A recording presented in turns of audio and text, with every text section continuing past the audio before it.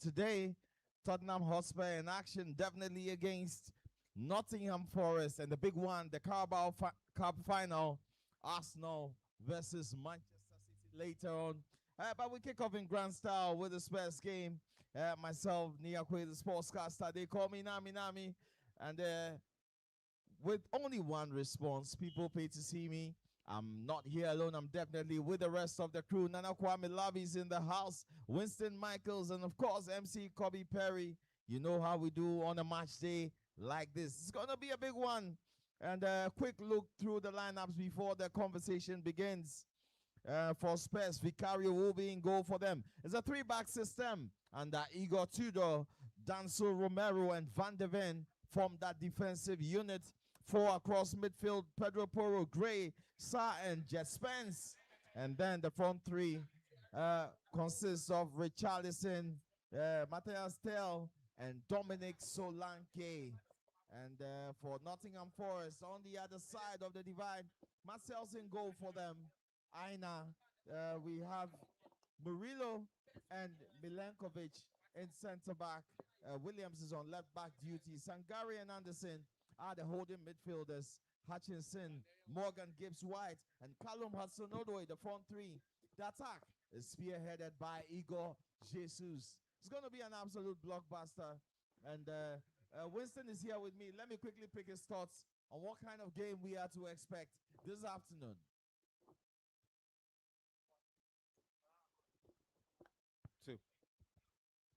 So, I mean, there's a lot of exciting games happening this afternoon, especially even in the Premier League, right?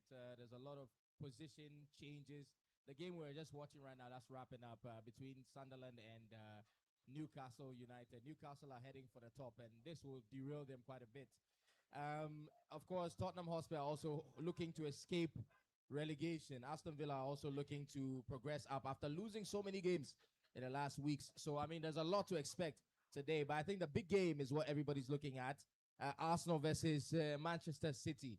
I think a lot of Arsenal fans are looking to reap from the seeds that they've been sowing these last 6 years, right? It looks like their project is at its ripe moment where they have to reap now from what they've invested over the years. And it looks like it couldn't have come at a better time. This Manchester City team that looks very much in decline. Yeah, very much in decline, you would say. But the moment of maturity is here for Mikel Arteta and his charges. Can they make it count? Big question this afternoon, of course. And we are here for the watch along. We'll be here for all those moments. Nana Kwame Lab is here, and he reckons Chelsea are out of the top four race. It doesn't have too much hope in the new gaffer, Liam Rosenio. But on the balance of things, Newcastle United currently losing. I think Chelsea have their chances hanging by a very thin thread. Nana Kwame, I mean, looking at the balance of things in the top four, and this game we're going to cover, the Spurs game, what's your impression on what to expect this afternoon? I mean, this game, this game will come across to me as the Battle of the Zukus. I say Battle of the Zukus because, I mean, these two teams are, trying to escape relegation. Spurs are 30 points, Forest are 29 points, and just behind them, West Ham 29, Burnley 20. So we can hit our chest and say Burnley and Wolves are at this point they are relegated. But it's like the battle for the third worst team in the league, and it's looking like Forest and Spurs are going to battle against each other. If you watch the stats in the last 10 games for both teams, they've won just 2 of their games. So it tells you that both teams are struggling. They are really, really struggling. And this game, one team has to win. I'm looking at the lineup, and it's looking pretty, very standard for both teams. Forest are playing their normal 4-2-3-1 formation with Igor Jesus striking. And, of course, Morgan Gibbs-White. Speaking about Gibbs-White, he's one of the players that I thought would have moved from Nottingham Forest by now. And the funny thing is, he was linked to moving to Spurs, and now Spurs also are struggling. So I don't know whether it was a good choice for him to stay or move. But anyway, we are looking forward to the game. Looking forward to see some great talents in there. Morgan Gibbs-White, one of the talismans for Nottingham Forest. Ex-Chelsea player Callum Hudson-Odoi also playing on the wings. I've always held the position that Odoi is just not world class. I mean, he just had one great season under Mauricio Sarri under Chelsea, and then he's been going downhill from there. But I'm looking forward to see a slight win margin for Nottingham Forest in this game. I'm looking to see a 2-1 win for Nottingham Forest. Looking to see a 2-1 win for Nottingham Forest. Spurs haven't had a particularly great home form, but this is a game where they still have it in their hands. They are not yet in the relegation battle. They will have to make sure they make it count. It's gonna be tough for Igor Tudor, who managed to get a draw last time out.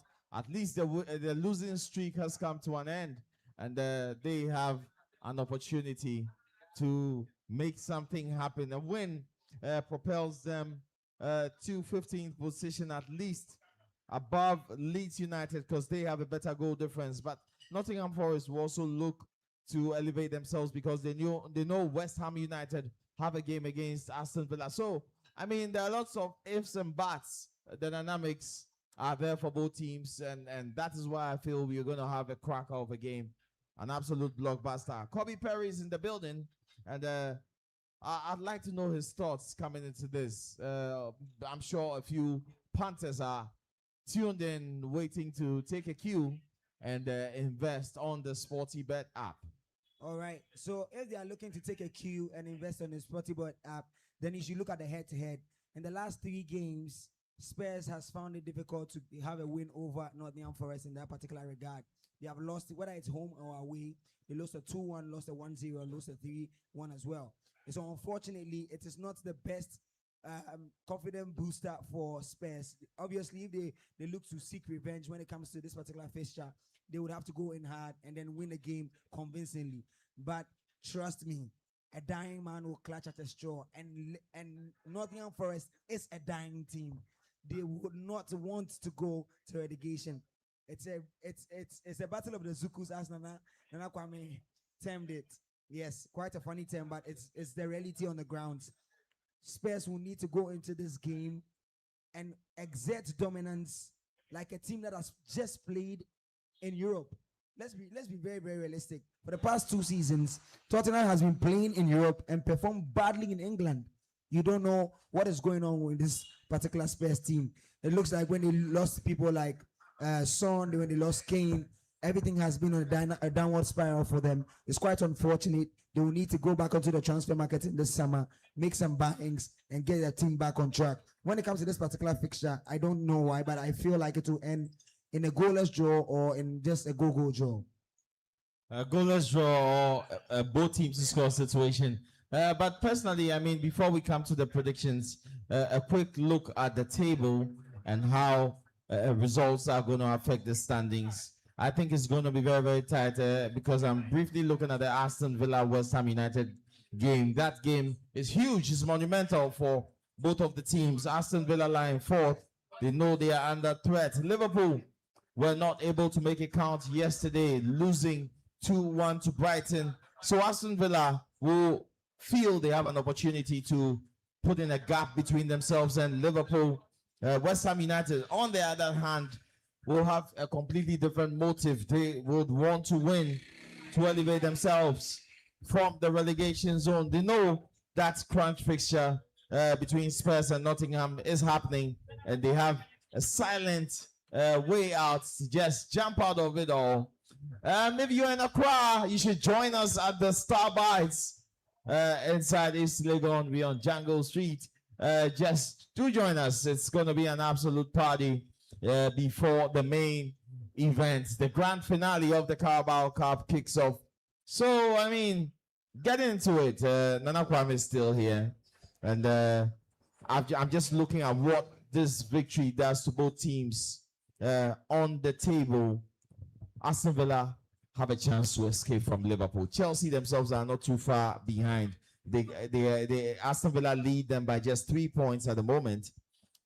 West Ham United, even a point will mean something for them. You're looking at the last 5 head-to-head games, and both teams have scored on each occasion. They played 3 times in 2025, twice in 2024, and we had both teams scoring. So it's a game that promises a high number of goals, and for various reasons, both teams have it in their interest to get the ball in the back of the net. But for predictions, as far as predictions go, and for the punters and the listeners, yesterday we gave some very good tips on the Chelsea game. The Dortmund game was going along, and whilst Dortmund was 2-0, 2-1 down, we actually made a quick check on the Sporty Bet app and realized that the odd was a 5.20.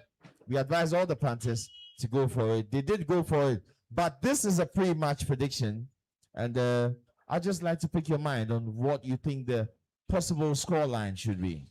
I mean, it's looking very shaky at this moment because in the last 10 games for Aston Villa, they've won just 3. It's quite shocking. The team that's in the top 4, they've given Manchester United the room to be able to win a few games and then be sitting comfortably in third position on the table. But I'm looking to see Aston Villa who have a better chance. I mean, they have better players and have one of the best coaches in the Premier League right now in the person of Unai Emery. I'm looking forward to at them looking at coming strong in this game and making their claim or staking their claim as the team that deserves to be in the top 4. Just like you said, they are sitting comfortably in third position with 51 points. No, in fourth position with 51 points. And then yesterday, Chelsea also dropped points. Liverpool also dropped points. So this is an opportunity for them to move into a very, very comfortable position, widening the gap for both Liverpool and Chelsea. But West Ham also are looking forward to escaping, or solidifying the fact that, I mean, in the beginning of the season, we could tell that West Ham were very, very shaky. Very, very, very, very shaky.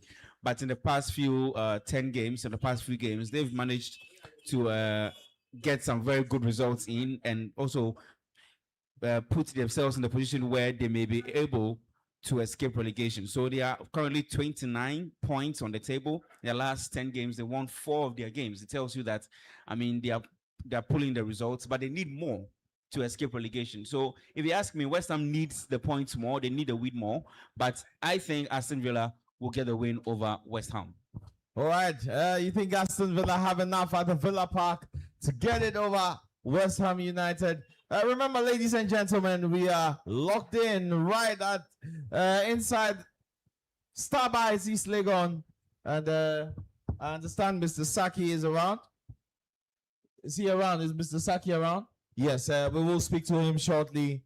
It's going to be a fun atmosphere. Lots of you haven't still arrived, but make no mistake about it. When it's Sporty FM, the voice of sport, there is always going to be a party for you. So it's a big game coming up. We are sending all the right jives and vibes to everyone at home to join us. Let's have a party. Let's see us. If you're a Ghana, we want to see you here in New Jersey. If you support Man City, you are a citizen, you can also join us. There'll be a few interviews, a few giveaways, etc., etc. But the location is right inside Starbites East Legon branch. The watch along team is here. Winston Michaels is here. And we are joined finally by Mr. Henry Saki, who's the manager here at Starbites. And what a privilege it is to have a watch along party here. We're hoping we'll have a lot more. The fans will join us soon. But Mr. Saki, thank you so much for having us. Thank you. Thank you guys for coming. Thank you guys for coming. Right, we are here. We are expecting all the right vibes. But is this an atmosphere that's welcome for football? Absolutely. I mean, we've done this a couple of times. We've done it with DSTV. We've done it with some other stage, I think City FM, or we've done it with all of them. And the fans love it whenever they come here. For us, our owner is also an Arsenal fan. So it's like a big day for us. So we're looking forward to the game. All right, so hopefully there'll be more collaborations between Sporty FM and Starbites. But before you leave us, I mean, I know there's just a quick introduction, but before you leave us, when people come here and maybe there's a predict and win, apart from them winning on the Sporty Bet app, do you have any packages or any raffles like that? Yes. So usually we have like a happy hour. Okay. Where you buy one and get one free on drinks. All right. Some selected drinks. And so when the promo time starts, we'll let you know what are some of the drinks that you could buy, and then what are some of the offers that you can get from there. All right. Okay. Thank you so much, Mr. Henry Saki. He is the manager right here inside Starbites, and he says that the promo time will be up and there will be some offers for everybody who's joining in. So don't miss it for anything in the world, wherever you are. Just hop into a ride. If you can take a short drive, join us at Starbites East Legon. It's going to be a fun party. You know how it is with Sporty FM. Always serving you the right jives and vibes. So, my guys are still here. Back to the game. We are just about 9 minutes from kickoff. Kobe Perry, we've spoken about predictions for both of the games. Yes. But let's zoom in on the Spurs game. And this is a game where it's a potential showdown, a relegation scrap, a proper one, with both teams on lengthy winless runs. Now let's take a look at the details, the fine details of this game. 1-1 draw against Liverpool at Anfield last weekend, and a spirited second leg Champions League win against Atletico Madrid in midweek afforded Spurs boss Igor Tudor some more time to turn their fortunes around. Now, his next objective is to end their longest winless stretch in the league, in league football, actually, since 1935. It's a monumental task. A lot of us haven't had or seen too much faith in Igor Tudor since his coming. But the way he's deployed his team, the way he's set up, there's a 3-4-2-1. We understand Mohamed Kudus is nearing full recovery, and without his best players, I mean, you look at the team that started and what Igor Tudor has to work with. Really, what are their chances of scrapping relegation? A dying man's job. That's what Igor Tudor do. A dying man's job. Like you literally need to be God to churn out a miracle for Igor Tudor at this particular point in time. It looks like everything, including self-belief, has eliminated or has evaded Tottenham in every score, every sense of the word. They need a win today, by hook, by crook, by miracle, by chance.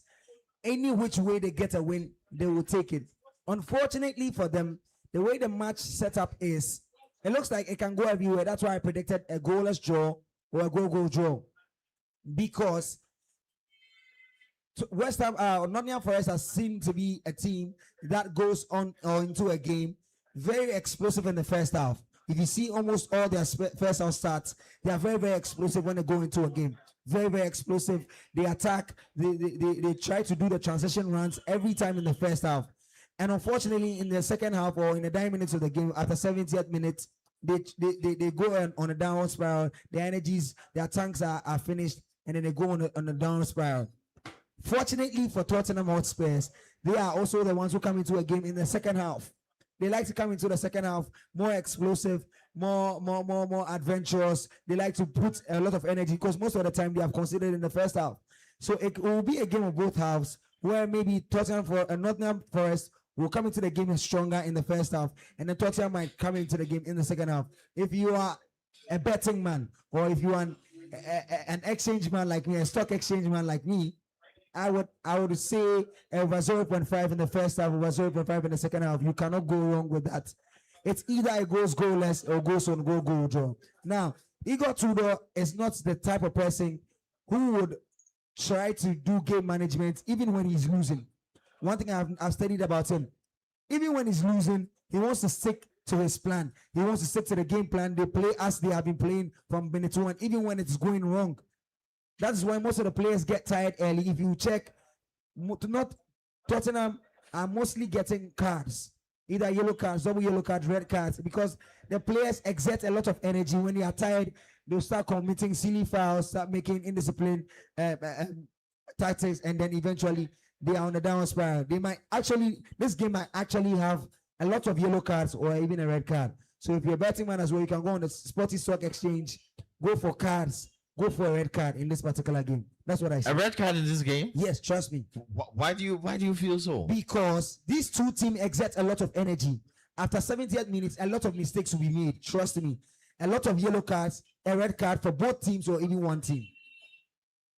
And checking the stockies, okay, the last time I checked the red cards or for cards, over 2.5 cards in the first half gives you 3 CDs, 40 pesos. That was what I checked yesterday. A red card can give you 5 CDs, 20 pesos. Wow. Yes, in this particular game. That's huge. And that's very, very huge. If you put 100 CDs or 1,000 CDs on this particular game, you will be catching out or you'll be smiling at the other film. All right, so an opportunity for you to smile. Winston Michaels is here. He's also a great tipster. If you didn't know that, not just with ball up top, he is a proper football man. Winston, tips on the Sporty Bet app. When it comes to the Tottenham Hotspur game against Nottingham Forest, I think the most reasonable option will be over 2.5. I think there'll be lots of goals in that. I think both teams want to score. I think both teams need the points. Both teams will try and attack each other. I think it'll be an exciting game from start to finish. I hope I'm right. I think over 2.5 is probably accurate in that. For the Spurs game? For the Spurs game. How about the Villa game? For the Villa game, it's quite tricky because it's quite easy on the face value to pick maybe Aston Villa to win. But we've seen what West Ham have done in recent times to very, very formidable opposition. So, and coupled with the fact that Aston Villa are also not in the greatest vein of form. With this one, I wouldn't know what to go on this one, honestly. If I were a betting man, I'll probably skip this game because this is a game that can go either way. It can also be a 1-1 draw. It can be like a 1-0. So more like both to score? I wouldn't even risk anything on it. If I was, in fact, if I was to risk something, maybe corners. Yeah. But even that one, you know how risky corners are. So I mean, a game like this, I'll look at it and just skip it. All right. So Winston's advice is to skip the Aston Villa game. But of course, there's an alternative for you. When the game kicks off, the live in play option is available for you. And you can jump onto it per the pattern of the game. If you're actually watching, you'd probably notice a few patterns. Who's most likely to score, next goal scorer, a goal before halftime, number of corner kicks. There are hundreds and hundreds of options on each game. So that is there for you. But a quick glance around the grounds in Europe. Let's see what's happening right before kickoff. We are 2 minutes away from the referee's whistle.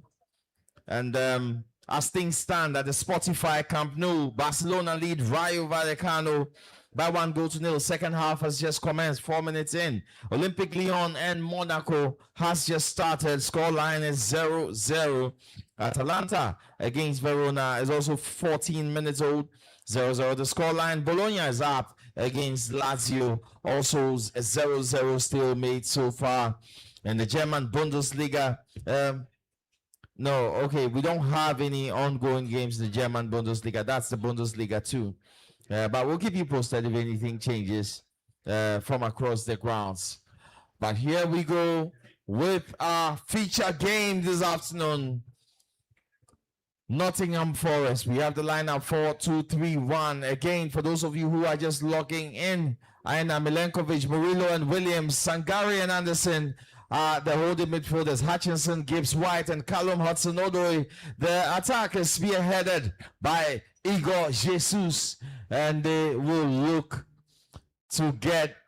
This is a 6-pointer. I don't even want to say it's about 3 points. It's a 6-pointer. Because what happens is whoever wins this has a one-up on the opponent and actually sinks them in there. Nottingham Forest start on 29 points. Spurs are on 30 points. They have one simple job, not to lose, so they stay afloat of the relegation places. 30 games played, 30 points for Spurs. A goal difference of -7 for Nottingham Forest. 30 games played, 29 games. So it's barely a point per game in what has been an absolutely disastrous campaign for the Spurs. They look fired up. They look pumped up. The Tottenham Hotspur Stadium full to capacity. And we are about to get into it. Mohamed Kudus has been missing from the team sheet for quite a while. How much of a difference would he have been if he was to be around? Maybe Thomas Frank would never have gotten fired. Maybe he would have been the difference maker for them, Winston. You're talking about Thomas Frank, as in the Thomas Frank that we know, Yeah. that got sacked by, Yeah. by Tottenham. I mean, if he still had Kudus and the guys he started the season with. Well, I mean, you'd like to think that perhaps the players who were injured would make a difference when they were all fit and healthy, right? I mean, when he started off on a good note, so I think given that logic, yeah, you'd like to think that they would have turned things around for him, right? But I still feel like the players that he had at his disposal were good enough to not lose the way that they were losing. I mean, I always say you can lose games, but the way and manner in which you lose, if you ask any Tottenham Hotspur fan, they'll tell you that they didn't like the approaches to game. You know, he set them up in ways that almost guaranteed they would lose, or almost guaranteed that at best they may get a draw. And I think that is probably the most important focus that the sporting directors and the leadership looked at when they were making a judgment on Thomas Frank, rather than per se the results. Because if you set up a team in a way that exposes their weaknesses and exposes their their limitations, then at the end of the day, you're not really doing the team much of a favor. And any good coach, no matter the injury situation, no matter what kind of challenge that you face, you should be able to make the best with what you have. And I don't believe he set them up to capitalize on the best of what they had at the time. Right. So he took the fall for it, and here we go. Kickoff at the Spurs Stadium. A few seconds old, and Spurs already up there, going very direct, in sharp contrast to what we are seeing in the beginning of the season, where they played out from the back most of the time. This is definitely under a new manager, and so they are attacking in a different pattern. Not too surprising. But here's Jet Spence. It's a 3-4-3 system. So you obviously have the wing backs going up and down the length of that pitch. A lot of physical battles would ensue in this one. Hutchinson already with the early press. But Spurs go long and the ball bounces about. No particular pattern. If you just tuned into Sporty FM, we have one better for you. You can join us inside Starbites East Legon branch, where we are having a watch party. This is a prelude to the Carabao Cup final that kicks off at exactly 16:30 GMT. We are also streaming on X at SportyFM_. You can leave your comments there. We'll be sure to read them out. And here goes Nottingham Forest. Very pragmatic approach. 4 men in the back. And are looking to make something happen for themselves this afternoon. We'll be keeping an eye on the Aston Villa game at Villa Park. That has also kicked off. Scoreline is 0-0. Nothing much happening there. But here's Nottingham Forest. Hutchinson lays it. Olaina on the overlap, tries to square the ball, doesn't make the right contact, but they recycle it beautifully. It's Hutchinson who's on the ball. The ball is crossed in, and that could be a first one. Igor Jesus was lurking in the danger zone, couldn't make the contact. And now Spurs on their bike. Jet Spence doesn't get to it. Nottingham Forest look to reorganize themselves, and here they go. Looks like both teams have not settled at all. Winston, looks like both of the teams have not settled, trying to carve that pathway to goal. But you know, I like how they both approached it. I mean, it's not going to be a cagey affair. It's not like one team is going to be sitting back, you know, and just waiting for the other to do whatever it is that they're going to do. All of them just seem to want to play today, and I think that makes for a great matchup today in terms of perhaps the prediction I made over 2.5 happening. It looks like it's going to be an open open game. Everybody will probably get a chance with the ball. They're feeling each other out in the moments, right? Because the early moments of the game, and obviously possession will be quite strained. But once they get going in the next 5 to 10 minutes, I'm sure it will open up. Hopefully, it's end to end and exciting. Yes, hopefully that is what we are here for. Want to see exciting football, and a goal or two in the first half should make this pretty open. Kobe Perry is here. I mean, from what you've seen in the first couple of minutes, your thoughts on this one? Exactly what I said earlier. I was expecting Vitor Pereira to go into the game trying to be explosive in the first half, and he's controlling the game for the past 3 minutes that we have just watched. They are winning almost every second ball in the middle third, and then they are pressing. They are trying to feel Tottenham out, as he said. We are exploiting the spaces. They are winning almost every second ball as we are watching. Almost every second ball. Immediately they lose the ball, they come in their numbers, so we create the ball and then control possession again. It's gonna be a crunchy affair because everybody wants to be in control of the possession so that they can create chances as much as they can. And that is where the fouls are going to come out from. Unfortunately, with the setup that I've watched so far in this 5 minutes, it looks like they both want to use their laterals. So you can see Van der Ven trying to do the overlap. You can see Ola Aina on the other end also trying to do overlap. Hutchinson in support as well. You can see Spence and Matistel also trying to do the overlap on the right wing as well. So it looks like they're not trying to use the middle third because Nottingham Forest has the upper hand when it comes to the midfielders. In my introspection, Anderson pairing with Sangare is better because Sangare gives a better block for Anderson to be able to operate, and he has Morgan Gibbs White in front of him who can also move through the transition, very good on the feet with the dribbles as well. That's what I see. It's better than you having at this point in time. I think Solanke and Gray on your front as well. But let's just see how the game pans out. It looks like Nottingham Forest has a better tactics.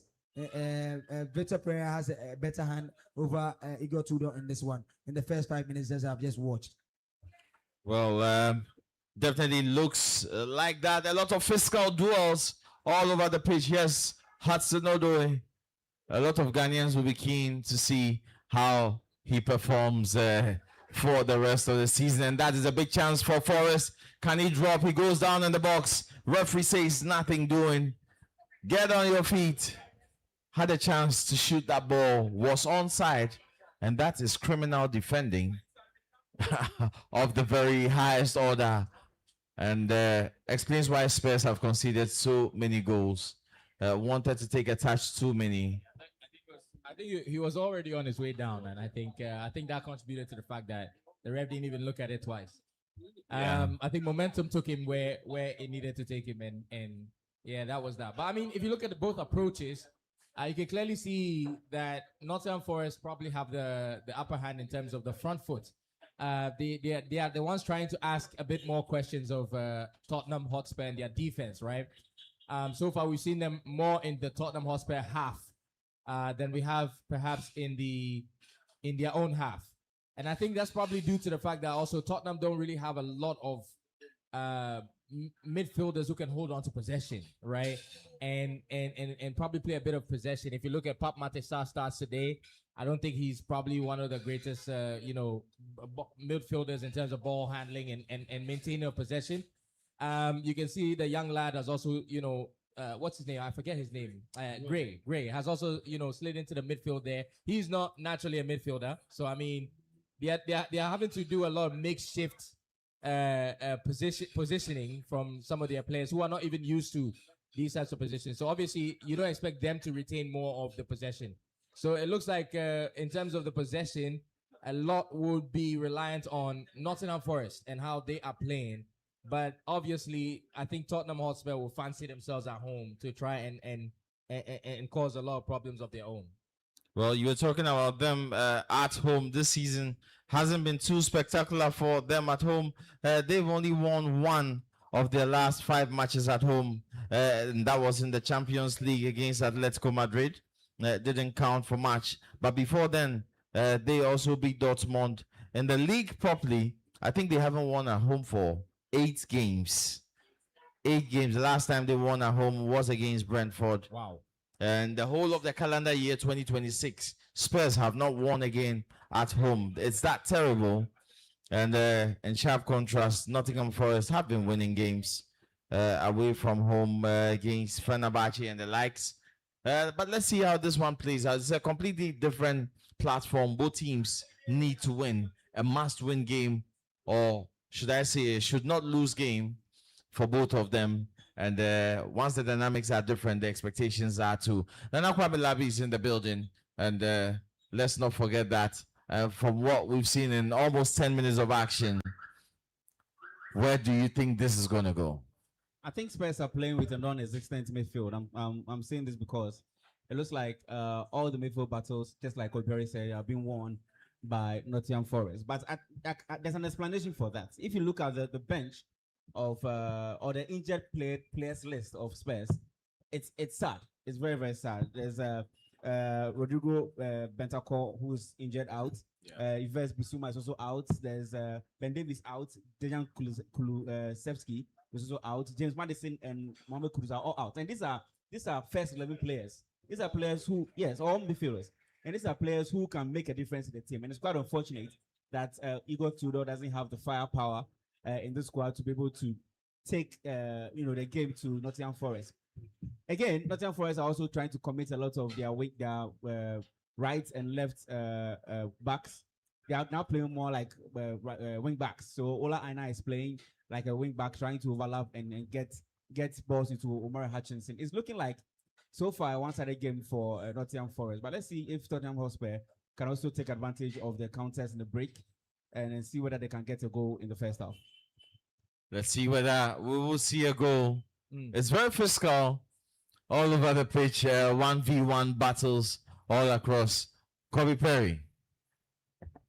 Well, I predicted that earlier before the game. That's why I said go into the bookings. Check out the bookings for over 3.5, over 2.5 in the first half. Check out bookings for red card for both teams in the first half. And I was talking about the wing backs. You see, they will overlap and they will... Nottingham Forest have a chance. And here's Hutchinson. He lays it across his Hudson Odoi, who finds himself in dangerous territory. A Spurs retreat in defense. But the danger is not over yet. A long ball comes in. Unfortunately, that will go out of play. A goal kick to Spurs. We haven't had a clear-cut chance apart from that ball that was squared across for Igor Jesus. Couldn't make contact, but we could say Forest have been dominant, but with nothing to show yet. It's quite early in the game. 10 minutes gone. A lot more to come. And let's see how this plays out. You know, I just judging by the tempo of the game and the lack of, like we were speaking about, midfielders that Tottenham Hotspur possess, you can see that he started today. Igor Tudor has started with two strikers, right? You see Dominic Solanke and then you see Richarlison in the game. So I think if Tottenham are going to get something from this, they're going to have to utilize their speed and play the ball at a faster rate. The way that they're playing in such a pedestrian rate, it won't help them. They need to be quick. They need to catch them on a counter and be very, very clinical when they get their chances, because they wouldn't be able to play the way that this Nottingham Forest is playing at the moment. They don't have the personnel, and as currently constructed, they won't be able to keep up with that style of play. So they need to be able to buy their time, and when they do get their opportunities, counter quickly. The ball needs to move quickly so that they can take advantage of those those numbers that Nottingham Forest are committing up front, which will leave them quite short at the back. Well, you're right about the transitions being slow, but do they have a ball carrier? Virtually the engine of that team is on the injury list. So I'm looking at the setup and whether they will have enough. They don't have a ball progressor in the middle, and that's why Forest, I feel, are winning the battle. The midfield battle is very easy for Forest, because if you have Richarlison, and it doesn't matter how many strikers you start, but Solanke and Richarlison up there, and Gray doesn't really complement Sa, and that's a chance for Spurs. Deflected. So Eustace, so there's only one way. There's only one alternative for Spurs at this particular point in time. If you don't have an existent midfield, you do diagonals like that. So long diagonals. Instead of you running with the ball, you don't have an existing midfield. Just do the diagonals. You have two strikers. Do the long balls. Route one football. When you get it with your fullbacks, you take it all the way to your laterals. Either Matistel, either Spence, either Richarlison, either Solanke, your wingers. Do long balls so that even when they lose the ball, it will not be in your third. It will be in the opponent's third, and then you have the chances of getting set pieces like this, corners, free kicks, and stuff like that when you're on the laterals. Don't try to drag the ball into the middle and take it through the channels, because you don't even have the men who are comfortable on the ball. Use the long grounds, use the diagonal balls, and that will be a better option for them. But as I said earlier, Ugo Tudor is not somebody who knows game management or who changes his status when it is not going right when he starts the game. You see, he will not change it. All right, so just before we come back to our feature game, Aston Villa have taken the lead against West Ham United at Villa Park. So 1-0 there for Aston Villa. It's a corner kick to Spurs, a flurry of corners coming in for them. They have two men at the far post, and that header misses narrowly. Just before the corner kick, there was a big chance for Matistel. After Ola Aina sold himself to the tackle, it was a goal-saving block from Kevin Danso. Richarlison with the header. And it's John McGinn who has scored for Aston Villa in the other game going on. And so there we have it. It was a free kick taking shot, training ground routine, and McGinn with a sweet left foot. What a strike. Reminds me of the one Asamoah Gyan scored against England. This is just slightly further out. But what a goal from John McGinn to give the Villains firm control of this particular tie. I mean, Iakwe, McGinn has a record of scoring screamers. I mean, it's not the first time, it's not the second time. He's done it over and over again. And it looks like the West Ham defense were all sleeping, because if you know the setup like this, it sets up the ball for McGinn to play in a nice curler, and then he get one back at the back of the net. So McGinn is always doing the magic for Aston Villa. Well, Eustace, did I see Sancho? Was that an assist from Sancho? Well, I think we'll have to cross-check on that. But in the meantime, Victor Pereira taking a few notes down for his side, and the ball comes off the crossbar. Spurs are really pushing for all their possession and statistics. Forest didn't make it count, and now Spurs are trying hard to make something happen. They have men in offense. Yes, going long. It's confirmed. Jadon Sancho assist. Your boy is back. Back way. Is he going to the World Cup? Was he part of the English squad? No, I doubt so. He's not going anywhere.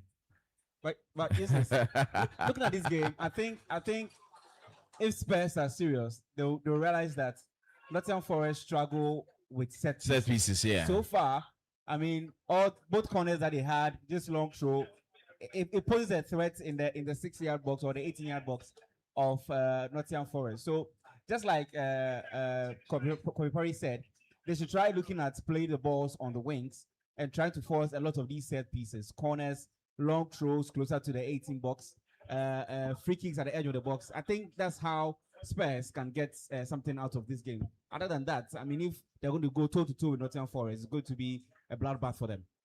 It looks like it'll be a bloodbath for them, according to Nana Kwame here. But it's still Sporty FM, and the location is still Starbites inside East Legon. Igor Jesus gets the ball for Forest, holds up play, terrific defending to force him backwards. And now Murray Hutchinson, 1v1. You know he has the feet, takes the shot. And that is a clean save. Vicario to the rescue. Both teams knocking.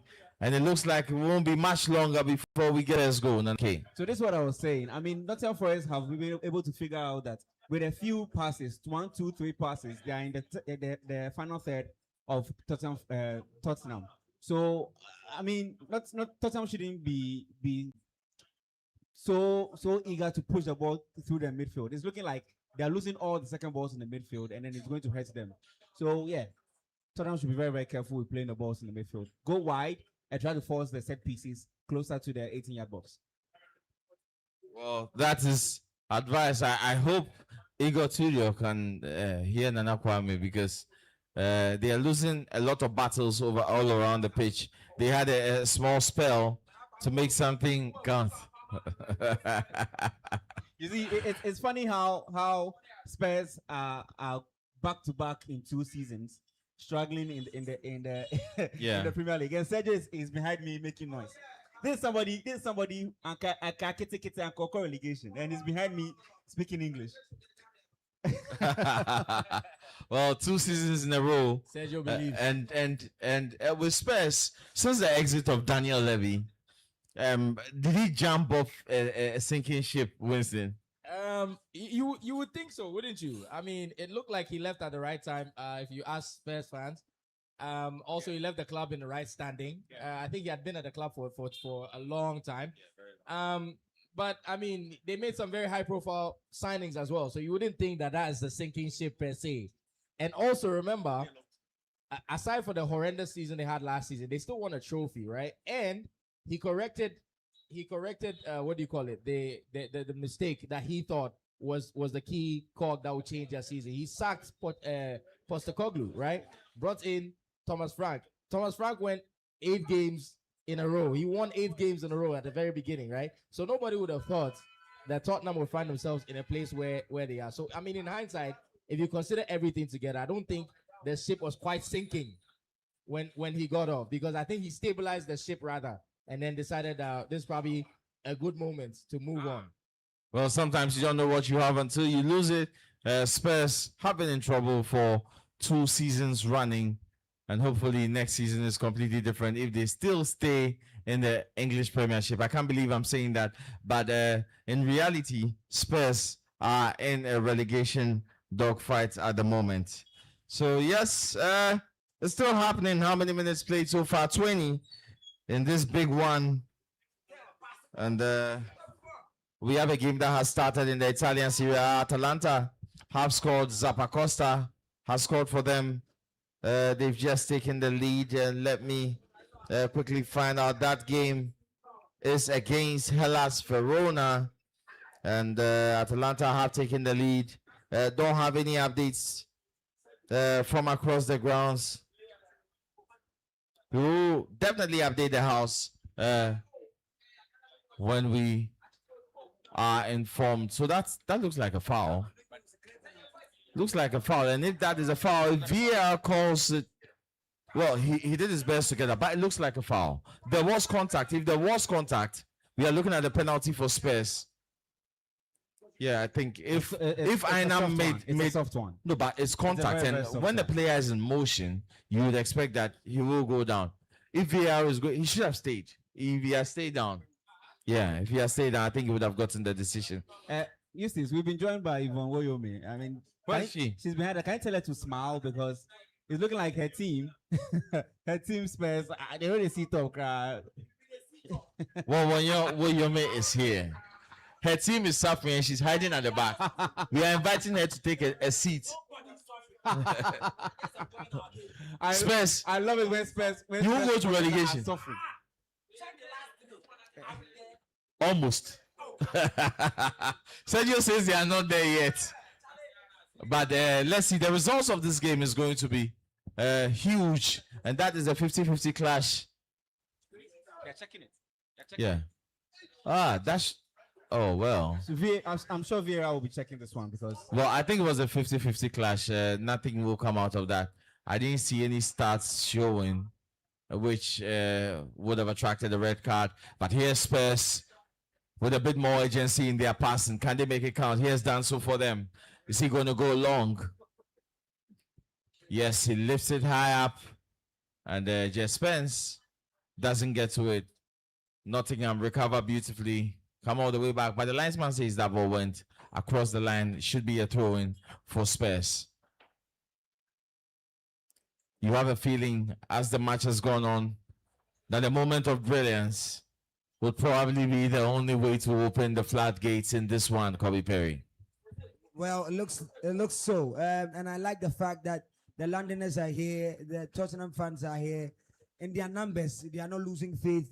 They showed up, giving belief to their team to be able to win in this particular one. No, even on, I was surprised because if you're on a losing streak that much, especially at home, for the past 8 games, and your fans are showing up like this for you, you are on the verge of relegation. It's a sight to believe in. At least you should just claw out a draw for them or even a win, and you can build on that eventually. It looks like that's the only way out for Spurs at this particular point in time. Looks like the only way out is a non-negotiable victory for them. However, on the balance of play, a look at the statistics tell a different story. Nottingham Forest look like they're on the ascendancy. They can make something happen. Very committed in their tackles. I do agree that Spurs have grown into the game. Yeah. They have grown into the game. They are now, I mean, having the feel of what it is to surge forward. We haven't seen enough attacks from them to warrant a goal yet. Maybe a set piece, but for those of you who are keenly waiting on the SportyBet app, if you think there would be a goal before halftime, it's an opportunity to double your stake.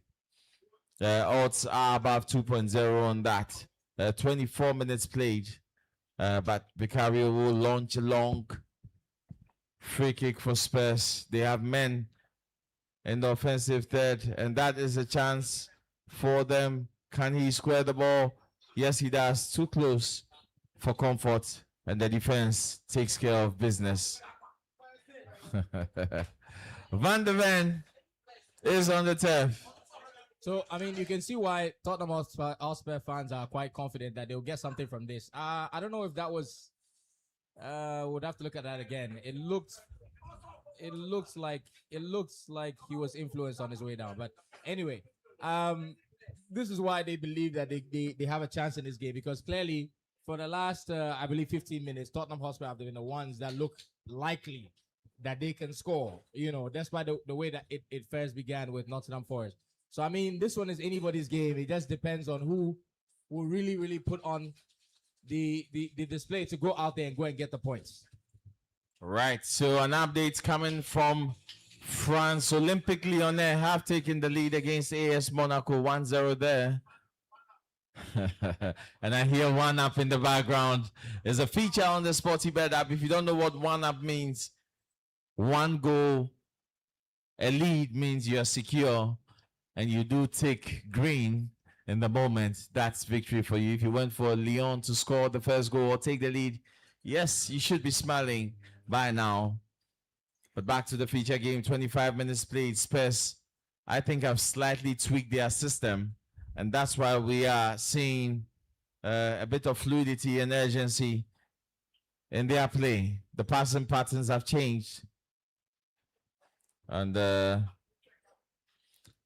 we have an update also.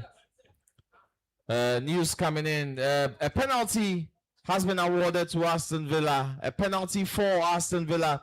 But Manchester City defender Ruben Diaz is set to miss the Carabao Cup final through injury. So Ruben Diaz will not make it to the starting lineup for Manchester City this afternoon.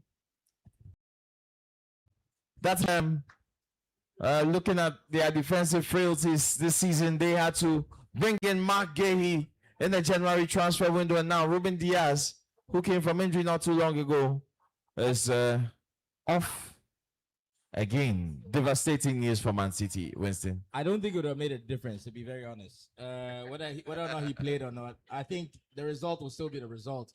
I mean, they have played against Arsenal, and in games in which he played, and I don't think he really made much of a difference. So yeah, hopefully whoever replaces him can probably do a better job. And I also do believe that the Ruben Diaz of this season is not the Ruben Diaz that we know of past seasons. So I mean, even Manchester City fans would attest that it's not really a big loss if you really think about it. Yeah, I think I agree with you. It's one of those injuries you really can't place whether, but of course, on hindsight, after the game, we will look at it and questions will be asked. If Ruben Diaz had played, what would the result have been? Have Aston Villa scored? VAR has overturned the penalty. VAR has overturned that penalty. So the penalty does not stand for Villa. And Kobe Perry is asking a question. What is Dansu doing in the offensive areas? That's a wonderful through pass. Finds Richarlison. Nottingham Forest are opened up, and that should be the first goal. What a miss! But What a destroy miss. everything. Dominic Solanke could not make contact. Oh man, How does he miss that? what a chance! Was Richarlison onside? Was Richarlison? I think Richarlison was slightly It was off. It was half a yard offside, but you played to the referee's whistle. Look at the chance. Big one. Should have scored. I also think he played that way too early. I think he played that a bit too early. It had a lot of power as well. The Yeah, pace, he played the it way too pace early. on the ball.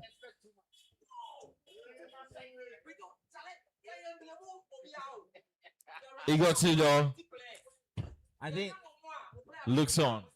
I think Tottenham Hotspur should have considered making Sergio an assistant coach or something because he has some very animated ideas that could help them. You know, his energy alone I think would galvanize this team. I've always said when you go for extremely decorated players, when you're talking about especially handlers of the ball, dribblers of the ball in your team, when you have over 5 of them, you have the chances of almost 3 of them getting injured almost every 2 weeks. Do you know why? Because they are always trying to hold on to the ball for too long. That is why you have Bentancur of Kulusevski of Kudus of, and all these people are ball handlers. They don't like passing the ball.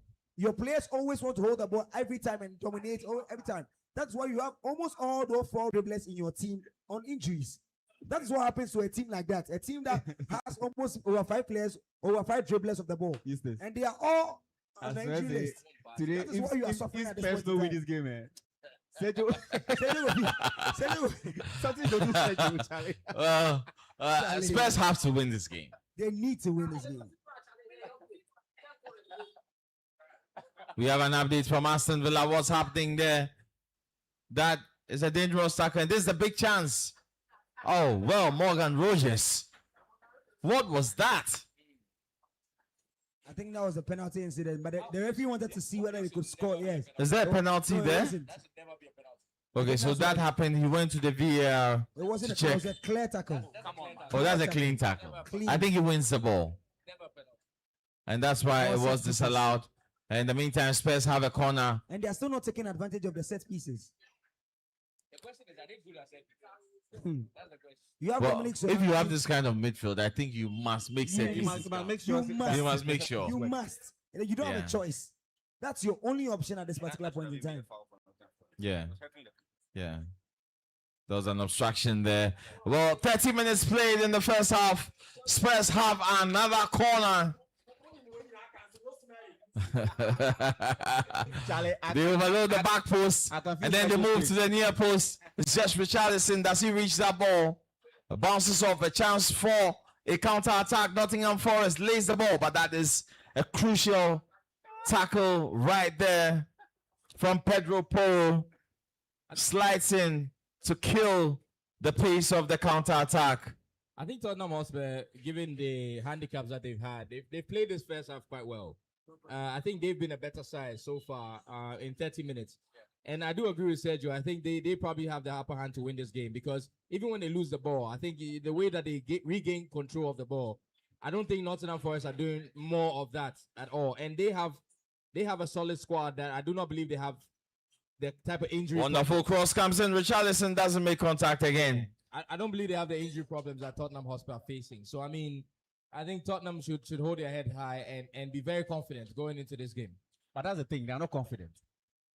They're not showing the confidence because there are lots of set pieces going on. They're not making use of it. Yeah, we've seen lots of corners, lots of set pieces. I don't know the corner count for this so far, but we'll check on that shortly. But it looks like a lot of set piece opportunity has presented itself. Spurs have not made it count. I do feel, however, that the first goal in this game is going to be crucial. Wherever it comes from, it is going to open this game up. At the moment, it looks like Spurs are the most likely team to make it happen. Well, Solanke pushes it across. Here's Richarlison in the center. Can he receive that ball? Oh, The that pass was- was too delayed. That was a good play. Martin Stell, Got himself in such a good position too. great piece of work. Wow. to open up the space on the byline. Should have squared that ball. Should have squared that ball. An extra touch to take it away from the defender. And they allowed Aina to close him down. And the result is another corner kick. Well, I mean, looking at the way things are going, I think eventually Tottenham Hotspur will probably get that opportunity that the game needs to be able to put one away. So far, like I said, they've been the team with the upper hand. They've played quite well. They played better than Nottingham Forest. And Nottingham Forest, you can't play this way all the way through for 90 minutes. Something will give, a mistake will be had, and they will be on the receiving end of that. So they have to change their approach if they want to really, really get something out of this game. So far, I think the only offensive players I've seen really making an effort on the Nottingham Forest side happens to be I forget his name, the young man, the winger on the right. I forget his name. Hutchinson. He's the only one that's actually making a lot of runs, a lot of tackles, and all that. Half the time, his team is defending. So they have to change their approach here. When we started, this is not how the flow of the game was. Yeah, obviously, in the first 10 minutes, I think Nottingham Forest were the dominant side. But you can see clearly that Victor Pereira is being outcoached. 8 corners to Spurs, 0 to Nottingham Forest. And we are just 34 minutes in. But those are some good odds, by the way. First half corners. Very good odds already. 7 corners. Winston says that's a lot of money on the Sporty Bet app. 8 corners to 0. If you are a punter, you should be looking at that option. When goals fail, corners seem to work, and the ball is floated in. Spurs still have it. I think Tottenham seem like they wanted more. So, I mean, hopefully this approach really helps and works out for them. Yeah, they seem very, very measured in the approach, but they seem to want it much more than Nottingham Forest. I think they've moved away from the 4-4-2 system they started with. They have altered the system, and Victor Pereira has not responded for Nottingham Forest. So the better part of the last 20 minutes have been for Spurs, and they will do themselves a big favor if they actually get a goal and make it count for something, because trust me, at halftime we would expect Forest to also vary their tactics, maybe a change in personnel here or there, but the attack has been completely neutralized, and that is what the tactical angle serves you in big games like this. What a turn, and that's a foul. That's a foul all day long. Solanke has dropped deep and is playing in sort of a number 8 role for them. Eustace, I fear that Tottenham might not win this game because of just the energies they are exerting a lot in the first half. I told you that energies will drop up at 70th minute with the top of tempo they are using at this particular point in time, and they don't have that squad depth that they will need to carry on to 90 minutes, unless probably they do some changes. They will have quite some good guys on the bench. You have Jamie Simmons, he can come on for Gray. They have Palina, the experienced Palina on the bench as well. They have Conor Gallagher, who can be introduced to bring some intensity into the game as well. You have quite some players on the bench who can come into the game and change something. Even in the dying end, you have Kolomwani, who can come and change fortunes for them at the end of the game. I just hope that they can reserve a lot of energy so that they can come back stronger in the second half and continue the intensity that they have started with in the first half. Right. The second half is going to be huge. But who takes the lead? Because we have just about 10 minutes. A wonderful overhead 2 pass from Richarlison does not reach his target. But a great effort, and that will be a free kick to Nottingham Forest. I'm really impressed with how Tottenham Hotspur have come in the game with some intensity. I mean, now they are winning the second balls, the loose balls, overturning possession and all that, and now creating chances. So it's looking likely that if they're able to continue with this intensity and this style of play, they might be able to get in a goal, possibly in the first half, and go a long way to win the game. Yep, it's a long way to the final whistle, and this game has had everything but a goal. Physical duels, tackles, great movements. We just haven't had that exquisite finish. Now, Forest will attack, but is neutralized so quickly. Yeah, I don't think Nottingham Forest have done enough in this game to get anything from it thus far, from what we have seen.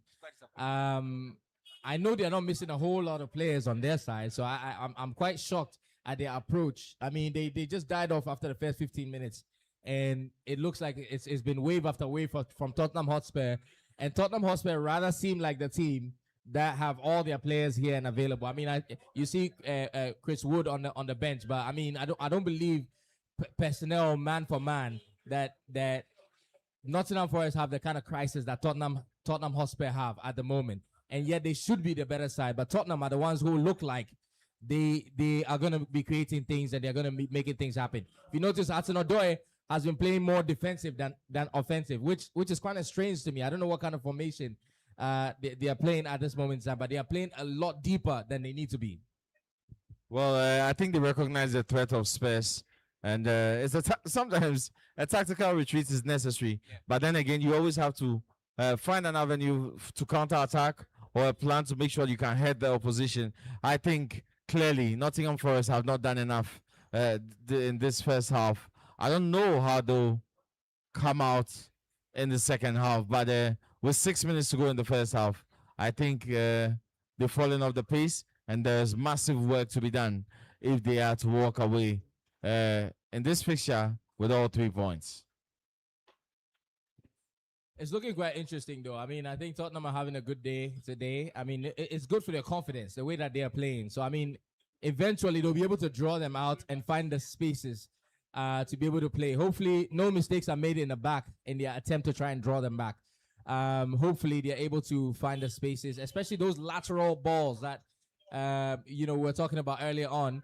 They have to be able to find those wingers because that's where they found most joy. Matisse Tell and Richarlison down here, Pedro Porro, they found a lot of joy, especially on that left-hand side. They need to find those spaces and get their players in within those runs as well. They'll be able to create something and make something happen from those runs. Spurs are attacking, are trying to force the issue. But Forest will dispossess them. And here we go. On the counter-attack is Morgan Gibbs-White.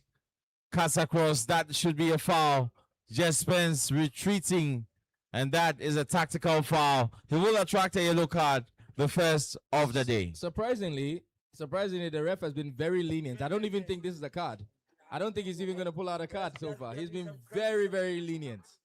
Well, surprisingly. You think there's no card? I don't know. Maybe he likes the colors playing today. I don't know. He's been very, very lenient. Yeah.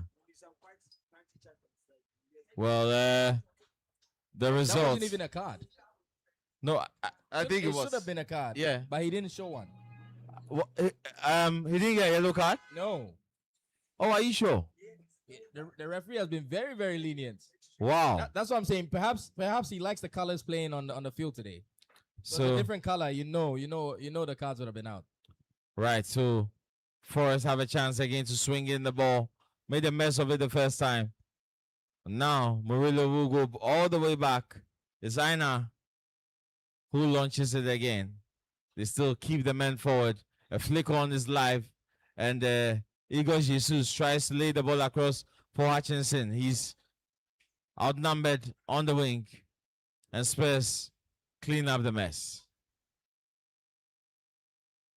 I find it very interesting that Conor Gallagher is not playing this game with his energy and him being the highest paid player on the team. I don't know. Maybe Sergio will probably say he doesn't want him in the team. But I mean, with his energy, he's needed in a game like this. Can we be honest? And Gallagher was just a one-season wonder at Chelsea. Let's know that and no peace. I don't know about that. He did quite well at Let's Go Madrid. Yeah, I was going to say Let's Go Madrid. He did quite well at Let's Go Madrid. How many games did he even start? Oh no, he wasn't a starter, but in games where he played, he contributed quite well. Yeah, I think he did well. The setup there helps his intensity. We all know that he's that guy who follows loose balls. But in this game, they need energy in the middle, and they don't have it. It looks like as a Chelsea fan, Kwame Labi is just doing enmity for an ex. No, not at all. Not at all. That's what you're doing. That's what you're doing. Selling Gallagher, I was one of the people who was highly against it. because at the time we didn't have somebody who could chase loose balls like that. You understand? But I mean, he's proving to us that, I mean, when you're not playing that type of football, he's non-existent. Apart from chasing balls, what else is Gallagher good at? But in this game, you need someone who will chase the balls, and he's your highest paid player. What is he doing on the bench? Yeah. That's the question. Can't be taking salary Pedro Porro for is doing free. the right thing. He's doing well with that because the system they are playing right now, it looks like they're playing a three-back system with Pedro Porro inverting into the midfield. And he'll be chasing all the loose balls. All the loose balls. I think he's doing a good job. But I think I understand what you mean by Gallagher should be in this game. He has the energy, he has the intensity to chase loose balls, and then he can overturn possession for Tottenham Hotspur. But Nanake, as a Chelsea fan, and you saying that Gallagher is a one-season wonder, that's confusing. It's not confusing.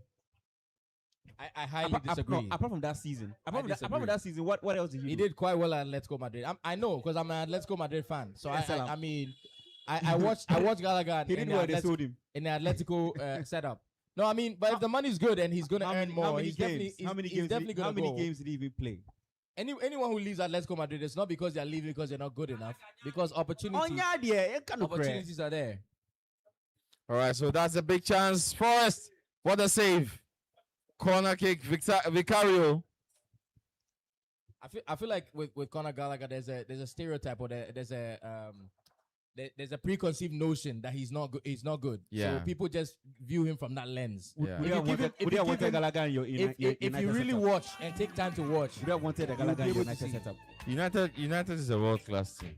So Gallagher is what? He's not No, a world class Gallagher player. no go So what play. are we saying here? No, I don't want him at Man United because we have players who are better. That's a goal! And this is what we're talking about. Igor Jesus, the man on target again. if you Been don't on fire if you don't all take season advantage- long. that's what happens. You know, You will be punished. taking advantage of your chances. That's what happens.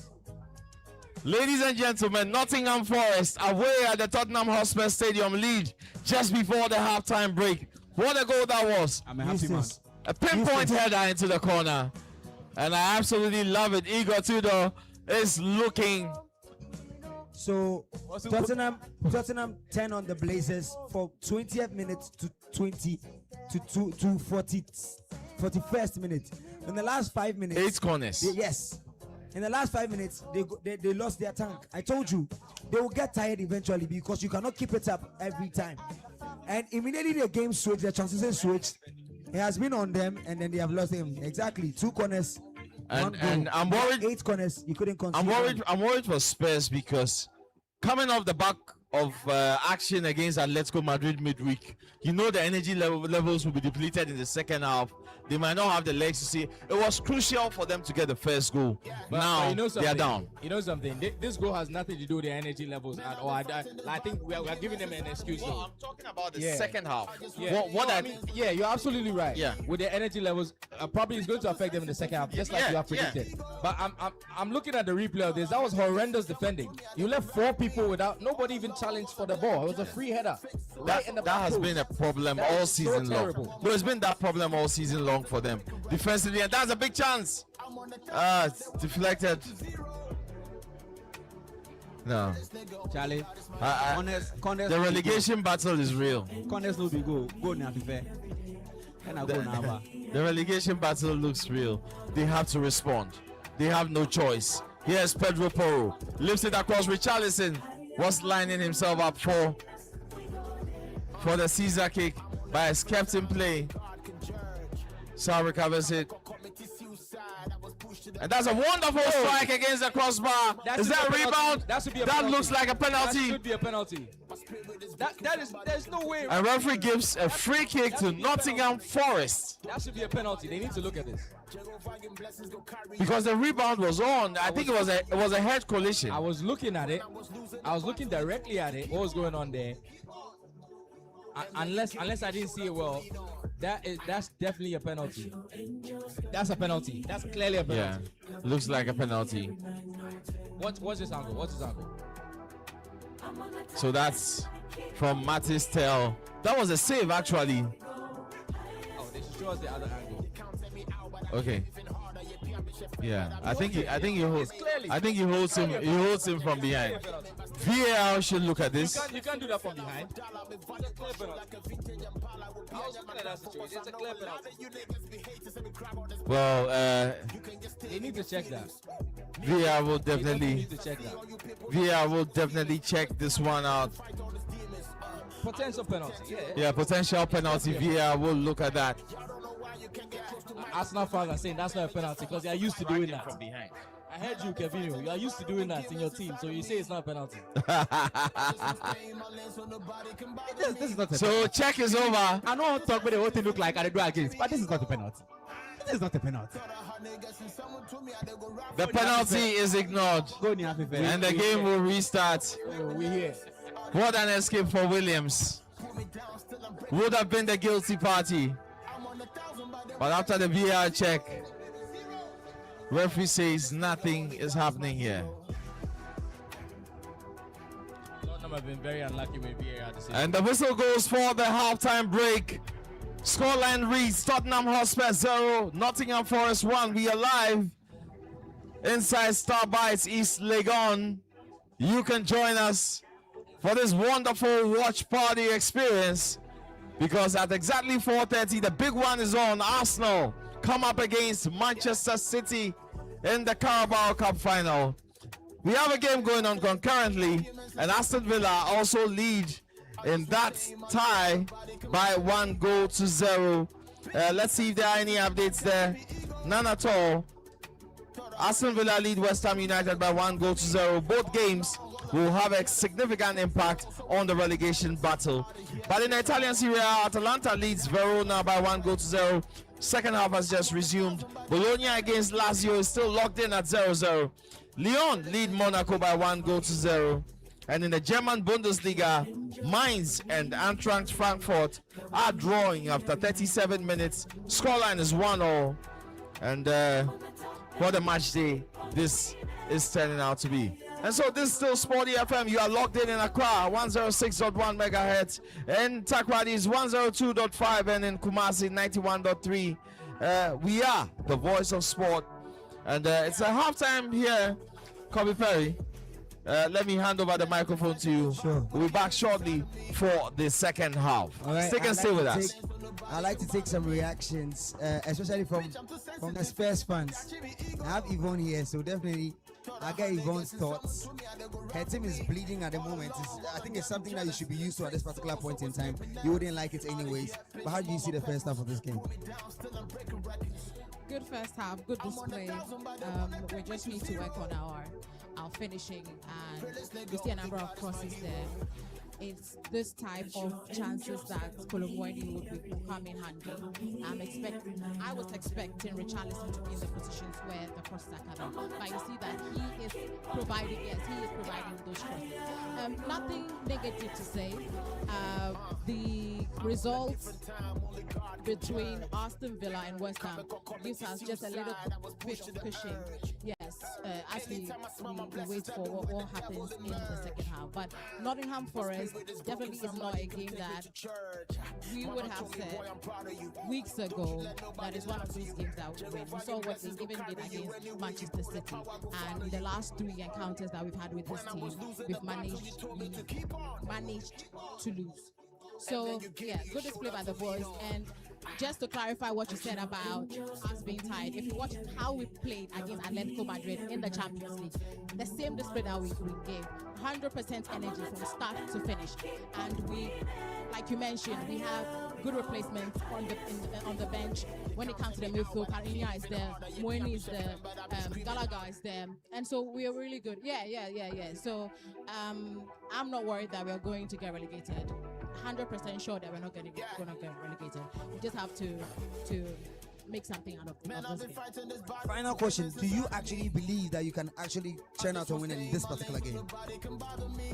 Yeah, like I said, we just have to be able to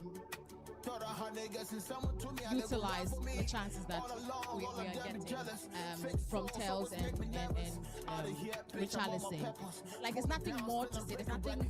Yeah, that's what we are not doing. Yeah, that's not what we are not doing in this game. And also the bodies that Forest puts in the 18-yard when the crosses come is very commendable. But aside that, my boys, they put up a good display. Yes, thank you.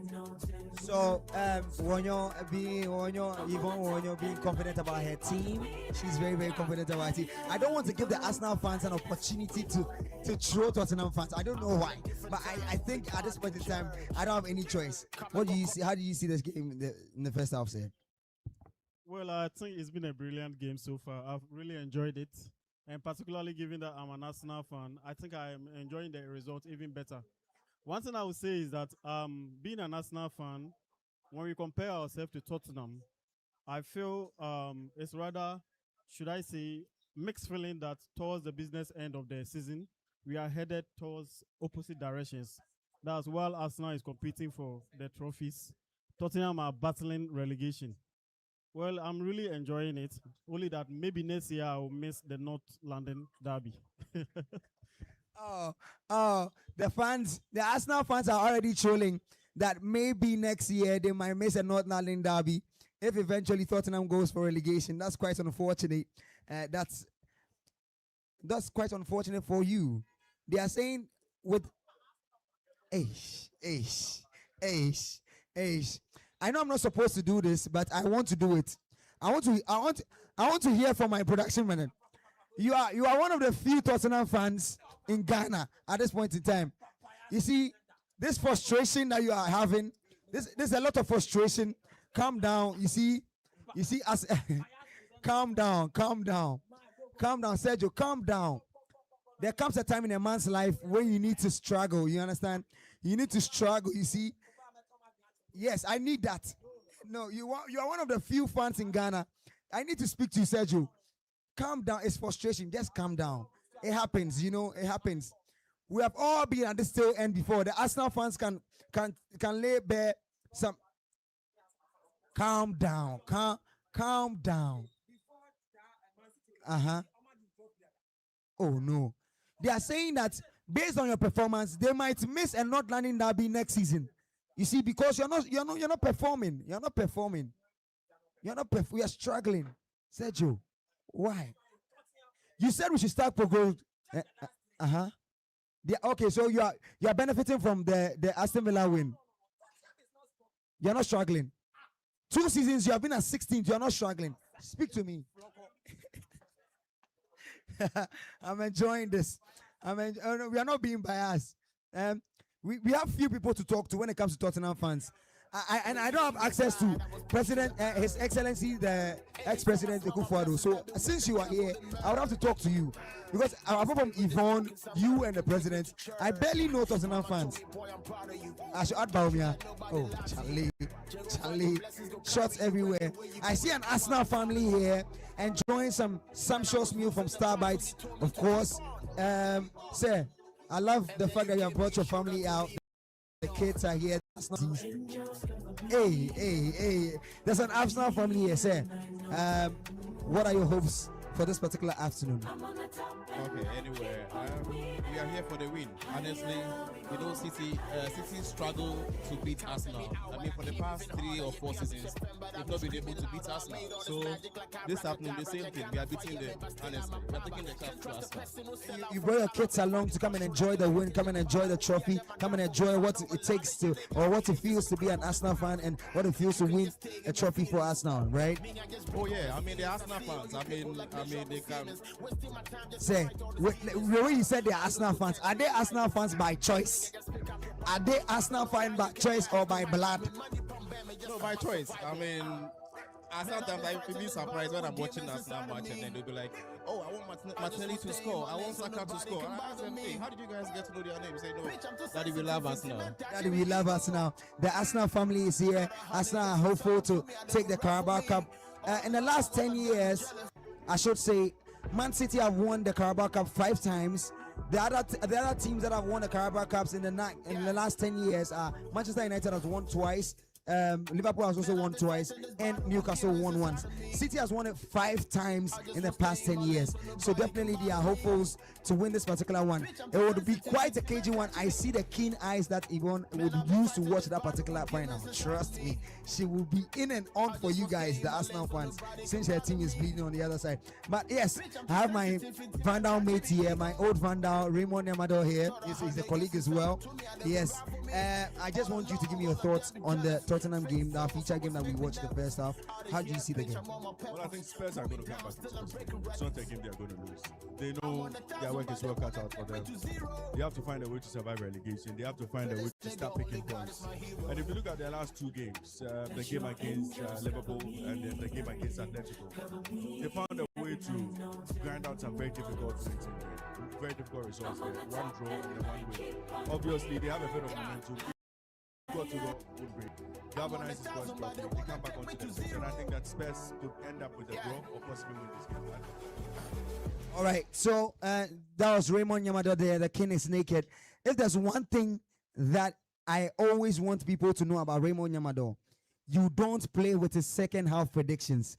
Do not play with Raymond Yamado's second half predictions. Trust me, there are a lot of controversial things that you hear about Raymond Yamado, but his second half predictions in the game, do not play with Raymond Yamado's second half predictions in the game. Raymond Yamado, what are your second half predictions? I'm just doing this one for the investors, please. I mean, it's a game Spurs know they must not lose. They will find a way to come back into this one, and I think they have the quality to do that. So, Raymond, just give us a prediction that the tipsters can go onto the Sporting Stock Exchange and do something so they can end the game in smiles. You're putting me on the spot. Yes. The game possibly ends 2-1 for Spurs. 2-1 for Spurs, please. Raymond Nyman says 2-1 for Spurs. If you want to be on the safer side, just go for a win or a second half win for Spurs, and definitely you'll be on the smiling side. Now, I waited and wanted to save this for the last. If we're talking about one of the most confident Arsenal fans this season, it will be Kelvin Owusu-Ansah. He has been on the foot from day one, start of the season.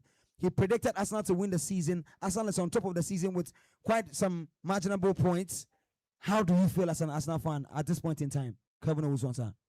Oh, I've always been great, belonging to a club that has great culture across the globe is always fun. My only problem is Mikel Arteta, Still. Yeah, I don't like that coach. If we had a better manager, I would have won the league by now. So, but I'm thankful we still have him, and it's quite a tough season. Arsenal can win all 4 trophies. They can win 2. They can. Hey, so you okay? You're having a proponent, quadruple for Arsenal, right? You did not listen to me. I said Arsenal can win all the 4 trophies. They can win 2. They can win 1. They could possibly go blank, which is a possibility. But I love what I am seeing at this point. Until Arsenal gets over the line today, which I strongly believe that they are going to get over the line and win the Carabao Cup to boost the chances of winning the league and then other trophies, the FA Cup and then the UEFA Champions League, which is quite a smoother path than what happened last season. I have great belief in the players, and someone would say it's gradually coming home. You just have to pray against the late minute, collapses. And it could start from today. That is why I am a bit cautious. You say I am confident because, yes, this is the best squad Arsenal has assembled in the last couple of years. Maybe as a Wenger saved us, saved us lots of money to let us get a stadium and all that. But Arteta in the last 6 years has built a very strong squad, which we are benefiting from today. If he makes his decisions right, if the players are going to be clinical, going to do things easier and, the best way that they can, Arsenal will get there. And I'm glad that getting to the end of the season is when some of the most creative players in the team have been very much decisive. Eberechi Eze, Max Doman, the 16-year-old, is coming back. Hinkapie, look at Gabriel's fitness. And I exactly love what I'm saying. I just don't want the situation with Spurs with the many injuries to just happen. If it does not happen, I see Arsenal winning at least 2 of the 4 trophies that they have now, which begins today, tea time. There's no way Manchester City would have a way out of today. And if Arsenal wins this, then the league could also be done, and now would wait for the other 2 trophies, the FA Cup and then the UEFA Champions League to see where we go. I can see the Tottenham Hotspur fans looking at us. I just wish they stay. But you can't go for a manager like Igor Tudor to come and coach your team and you want to survive. I said it on Sporty Breakfast. Raymond can attest to it. If you want a team to survive, you don't go for Tudor. Tudor Onyadi. We saw him at Juventus. You had to bring the Tottenham slander, right? Well, if you would want to see any other man place more safer, articulate words about his team, you will not find any other person than Kelvin Owusu-Ansah when he speaks about Arsenal. He had to bring in the Tottenham slander there. But the team is almost back. Yes, we're back to continue with the second half of this particular feature. I would like to speak to you, sir. What has been your thoughts about this particular one in the first half? And first off, what team do you support? Oh, I'm an Arsenal fan. You're an Arsenal fan. Okay, fully representing. Calm down, please. Please calm down. Please calm down for me, Kelvin. All right. So you saw the first half of this particular feature game. How did you see it? What were your thoughts on it? And do you think Tottenham can come back in the second half? They are bringing some changes. I think Destiny Dogi is about to come on, and I think Beval. Sir, please, your thoughts on the first half, and how do you see Tottenham coming into the second half? And then you can speak about your darling club Arsenal later. Tottenham is going to come back into this game. I think their worst is going to be a draw. I think they're going to come back. I don't see Tottenham going on relegation. It's not good for the league. So I expect them to come back. I expect them to win. Their worst is going to be a draw. They're going to stay up. For Arsenal, I just have to say that I'm very impressed with my team. I like the work Mikel has done. I predicted at the start of the season that we are going to do the quadruple. And I expected it to be much easier than it is now. I'm not happy with how difficult it seemed to get there. But I know that at least the domestic treble is going to happen. We are going to win all three domestic trophies starting from today, because Mikel has done so much of a good work. He has built a very, very, very, very good squad, to the point that we're even missing Odegaard and Eze today. Yet still, our team is very, very strong with Kai Havertz coming in. Man City on the other side are losing Diaz and Vardio, and the defense is very shaky all over the place. So then you can tell the work Mikel has done with the squad. Very strong squad, very strong lineup I've seen, and I'm very impressed. And I know for sure we're going to win the trophy today. And then the other two will come in as well. So based on your comments about Arteta, I saw you tweak an eye when Kelvin said he didn't like Arteta. I saw you tweak that eye, and you definitely had to bring it up. But based on what you have said today, if you do not win a Carabao Cup, then it means it was by your own doing, right? Oh yeah, yes, certainly. If you do not win the Carabao Cup, I would be very disappointed. I mean, how the game will play out would make me know whose fault it was. But I will be disappointed. And the bit about Mikel Arteta and my friend saying he doesn't like, I mean, it's a matter of preference. I don't see how anybody can look at the work Mikel has done with Arsenal over the period he has been there and then say that Mikel Arteta is not a good team. He's not a good manager, sorry. So then let's go to the second half, then let's see how the Sure. Thank you very much, sir. I had to go back into the studio, get back to Kelvin Owusu-Ansah to handle the game. Kelvin, over to you. Welcome back for the second half here at Starbites East Legon on the Jungle Avenue Road. So just join us as we bring you the live viewing of three crucial games. There's a fight for relegation and also a fight to stay in the top 5 and qualify for the Champions League, which Aston Villa are currently beating West Ham United, who want to escape relegation by a goal to nil. Our focus is on the Spurs Nottingham Forest game, where Forest are also trying to escape relegation, leading Tottenham by a goal to nil. Courtesy Igor Jesus with that header before the halftime break.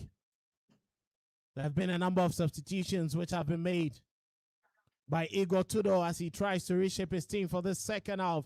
Destiny Udogie has come on to replace Mickey van de Ven, and Lucas Begval has also come on to replace Jet Spence. But for Nottingham Forest, the squad remains unchanged, delivering inside the penalty area. Udogie trying to make an instant impact, but the clearance comes in from Forest.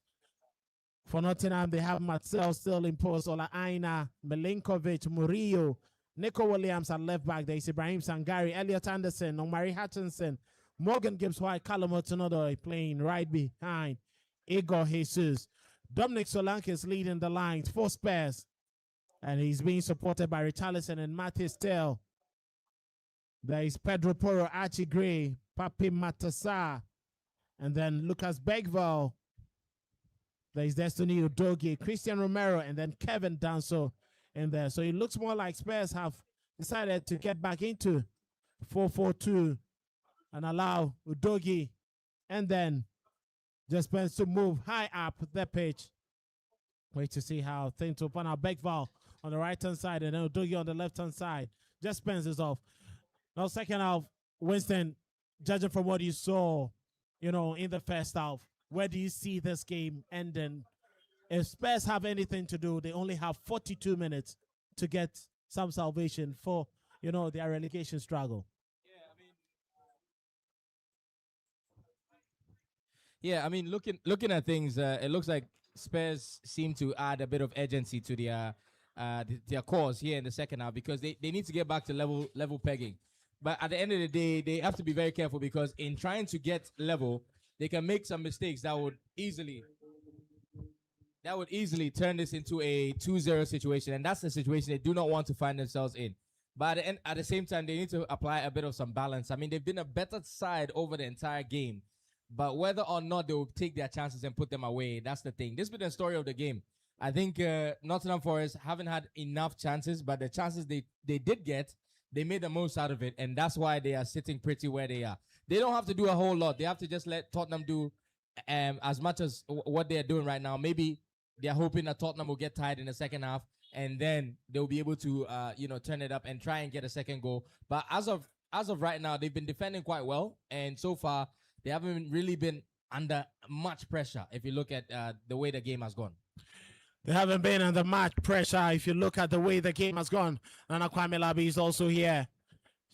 Spurs struggling. It gets worse every single time. And today they're at home and Nottingham Forest seems to be the ones going to do the magic. Where do you see this ending? I don't see how they can come out of this, but do you see Spurs coming back into the game? I mean, they were doing a very good job in the first half, trying to retain position. The turnovers were spot on. They got about 7 to 8 corners in the first half. And that's a great opportunity. Nico Williams with the header by Vicario once again. Saves Spurs just on the goal line. They seem to be having it easy anytime they get into the final third of the pitch. Yeah, and that's the clear difference between Nottingham Forest and Spurs. I mean, Spurs are having a possession, but Nottingham Forest are very clinical when they get a turnovers in the in the final third of Tottenham Hotspur's half. So that's the difference. That's a big difference. It looks like Nottingham Forest really want to win this. The battle for relegation is on. Spurs are a little bit like lackadaisical in the beginning of the second half, but let's see where the changes that Igor Tudor has done will end Spurs in the second half.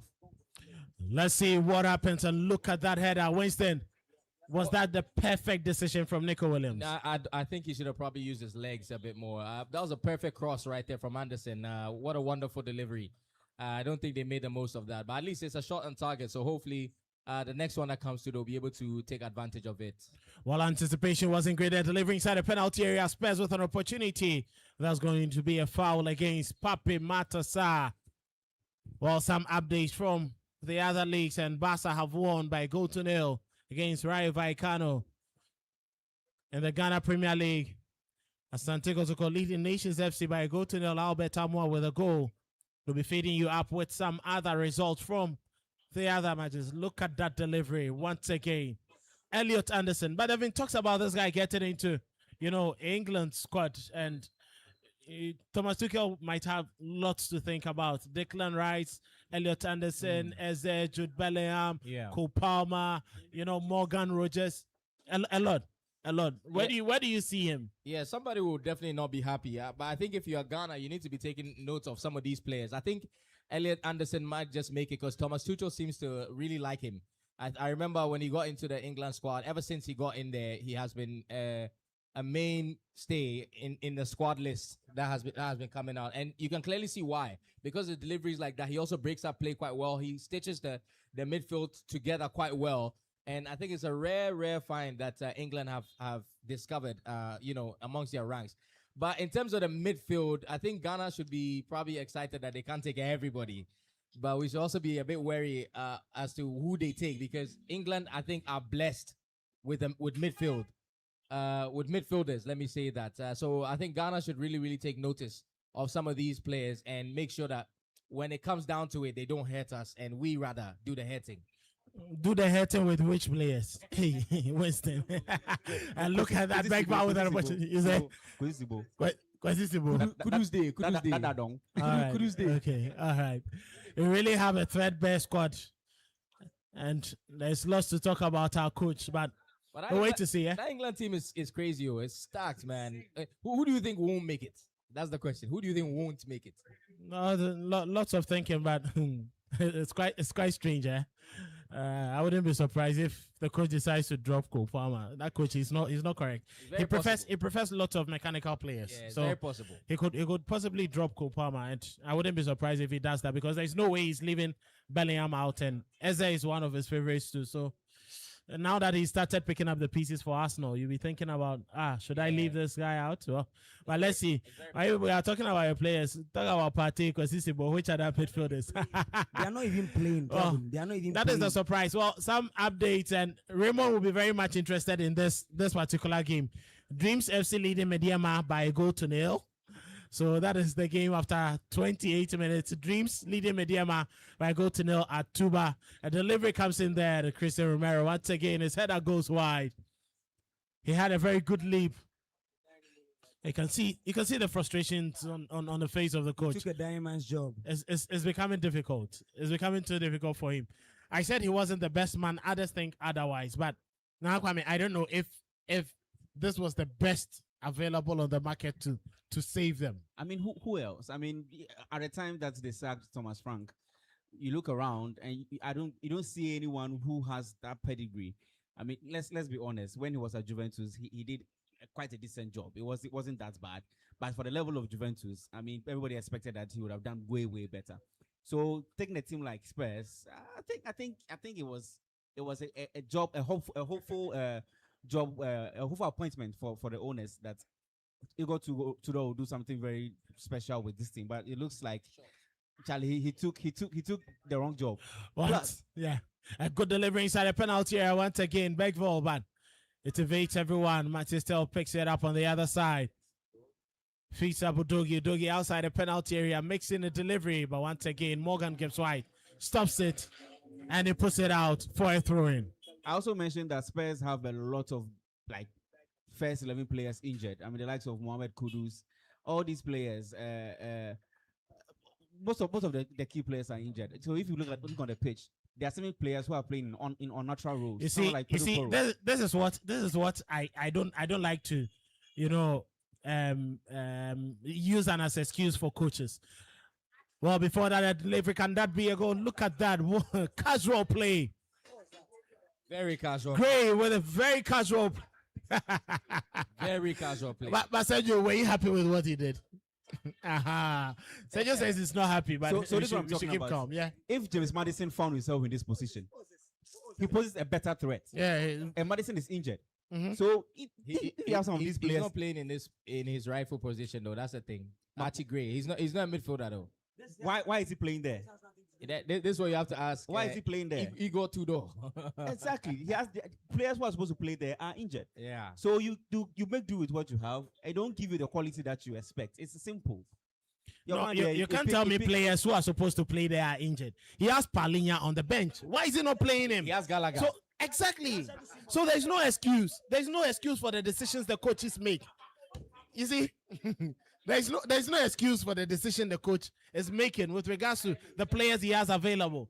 If he has Palinha and decides to play Archie Gray there, I expect him to perform because he trusts him to deliver. There's a reason why I said the coach is not good for the team, and you guys are complaining.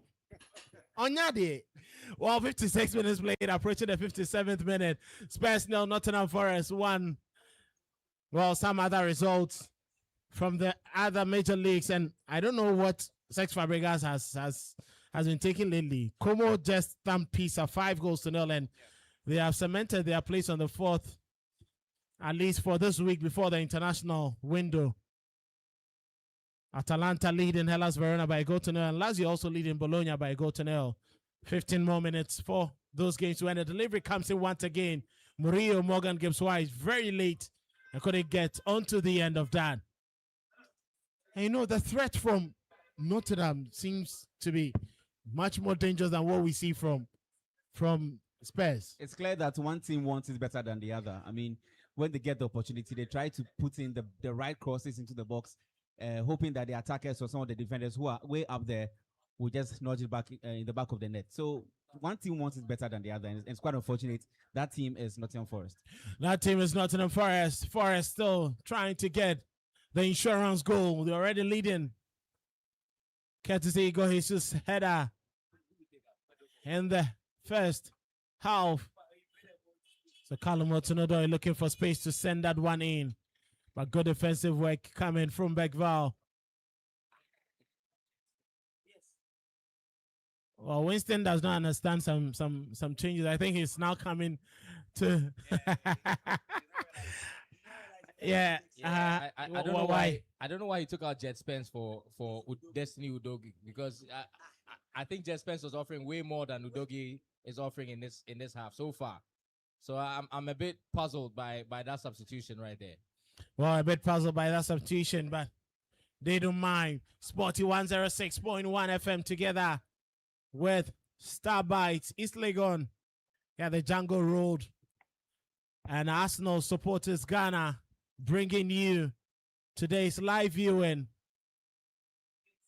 Just after the Premier League, we'll be bringing you the Carabao Cup final. It's still 1-0 between Aston Villa and West Ham United. So John McGinn's goal separating the two teams. Looks like Nuno Espirito Santo has a lot to do to save his West Ham team. He'll be very much interested in this result, but I'm sure he'll be thinking, how do I possibly get a point from that game as well? I'm sure he'll be asking a lot of questions. How do I come back from such a result against Aston Villa? Aston Villa also on the other side, on the other hand, are looking forward to win that because it more or less solidifies their stay in the top four. Yesterday, Chelsea dropped points, Liverpool also dropped points. So Aston Villa more or less want it as bad as much as West Ham also wants the points. And that was useless there from Romero, losing the ball to Sangari. That's a quick pass there. Sangari showing all the strength in him, winning possession. 30 more minutes for Spurs to save themselves, or for Forest to get a second goal and ensure the 3 points. Callum Hudson-Odoi. Ball drops to Omari Hutchinson outside the penalty area. Brings it up to his favorite left foot, but it's blocked right there by Begval. And it's quite surprising. Spurs, who are supposed to be on the front foot, are sitting back. They are watching Forest bring the game to them. How do they even get chances to equalize? It takes us back to the realization of why he took out Jet Spence and brought Udogi in the game. It just doesn't make sense. You want your attackers to chase the ball, to be on the ball, and you bring in a defender. What will he do? He won't do anything better. It just comes with a defensive mindset. It's quite unfortunate. Yeah. I think I agree with you when you say you got 2 down. No, if you want results and you are playing at home and you have Randall Kolomwani, Konogala, you have Xavi Simons, Joao Palinha on the bench, and you are not starting them, and you are playing Archie Gray in not a favorable position, and you expect me to respect the manager like that. I don't get it. What's someone like Xavi Simons there? You can't even make a case for him. Charlie. You can make a case for Xavi Simons. He was their best player this week in the Champions League. He won the game for them, even though they were eliminated. He won the game for them. Consistency. But when he has a good game, you give him exactly. It's the same way Eze has been so good for Arsenal in the last couple of games. When he has a good game, give him the confidence, let him play, and that is the worry. So, but let's wait and see what happens. 28 more minutes to be played. Forest looking at getting a second goal. Callum Hudson-Odoi gets into a very good position. Morgan Gibbs White, and he scores the second goal. Vicario couldn't stop that. Put on a plate for him. And from that position, you are expecting him to miss. Tottenham 0, Nottingham Forest 2. Winston, Kobe. Sergio. I honestly don't know. I don't know what went into Igor Tudor's mind, because the changes he made so early in the game didn't make a single bit of sense at all. It just took the control that Tottenham had in the first half and just gave it to Nottingham Forest in the second half. I have no idea why he made those changes.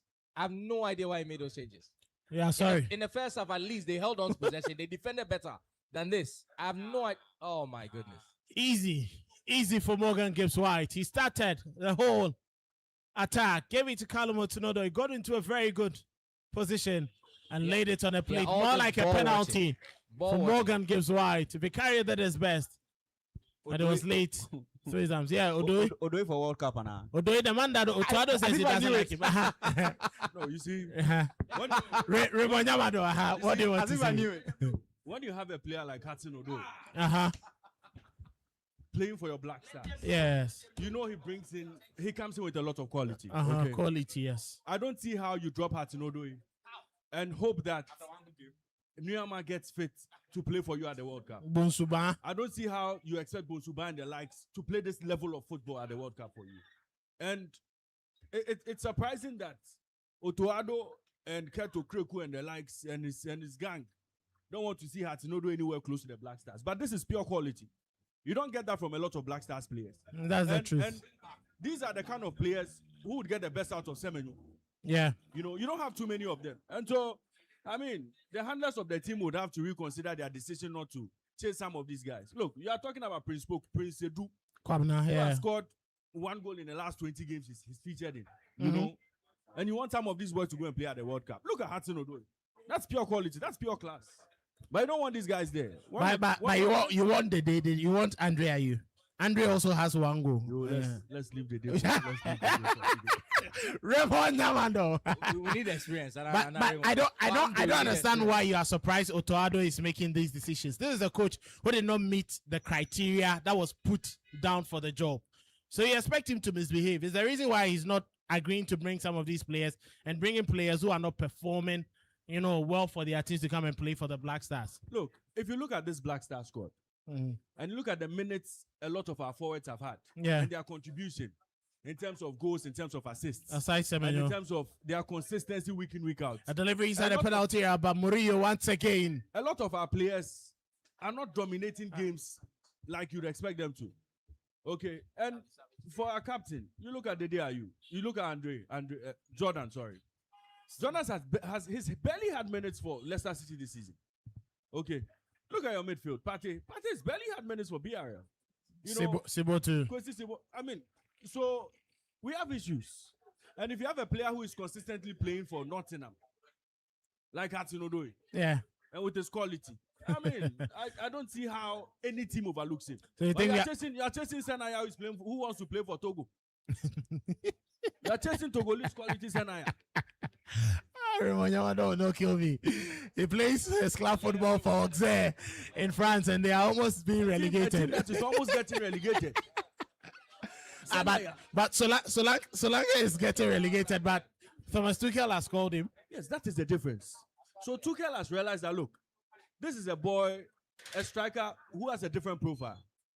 He comes in with a different profile. Yeah. So let me take him to the World Cup, or let me add him to the 35 and see what he can do.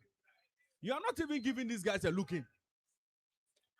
Well, wait to see. Lots of time to talk about that this week when the Black Stars play against Austria and then Germany on the 27th and then on the 30th. Now, Aston Villa have had a second goal. So it's Aston Villa 2, West Ham United 0. So West Ham, Nuno Espirito Santo also struggling in that game. John McGinn scored the first goal. That game might actually be the reason why Tottenham have hope still. That West Ham are losing. So yes.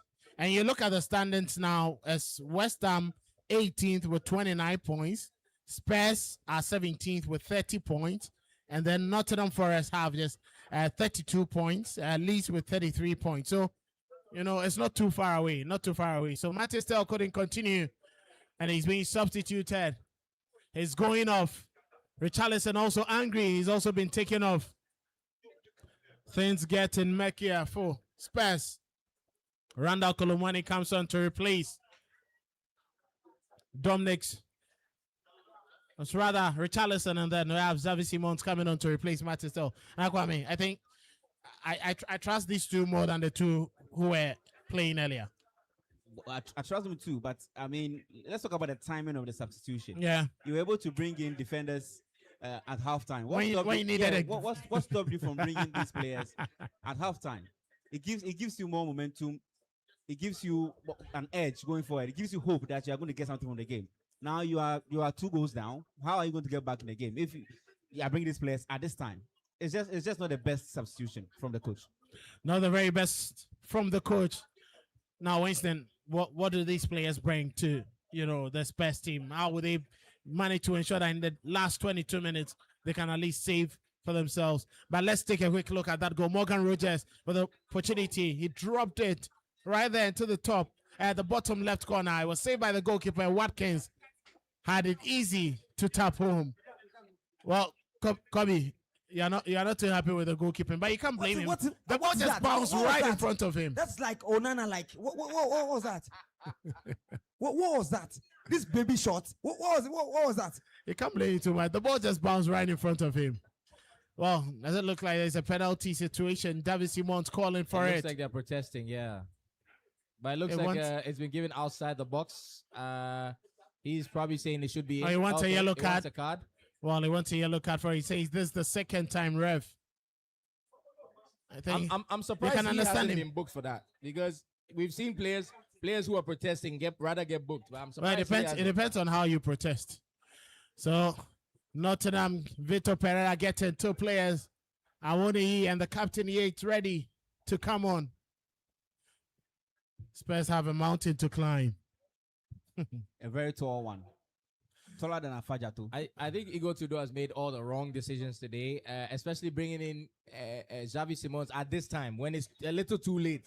You should have brought him in the first half when they were controlling things and they needed somebody like that to be able to marshal that midfield. I don't know what exactly he was thinking was going to happen. I hope they get something from, well, there you go. That just sums about Tottenham's day so far, because bringing Xavi Simons at this moment in time when you're down 2-0, I mean, maybe there can still be something that can be done, but it just feels like it's a little too late that you're bringing him in.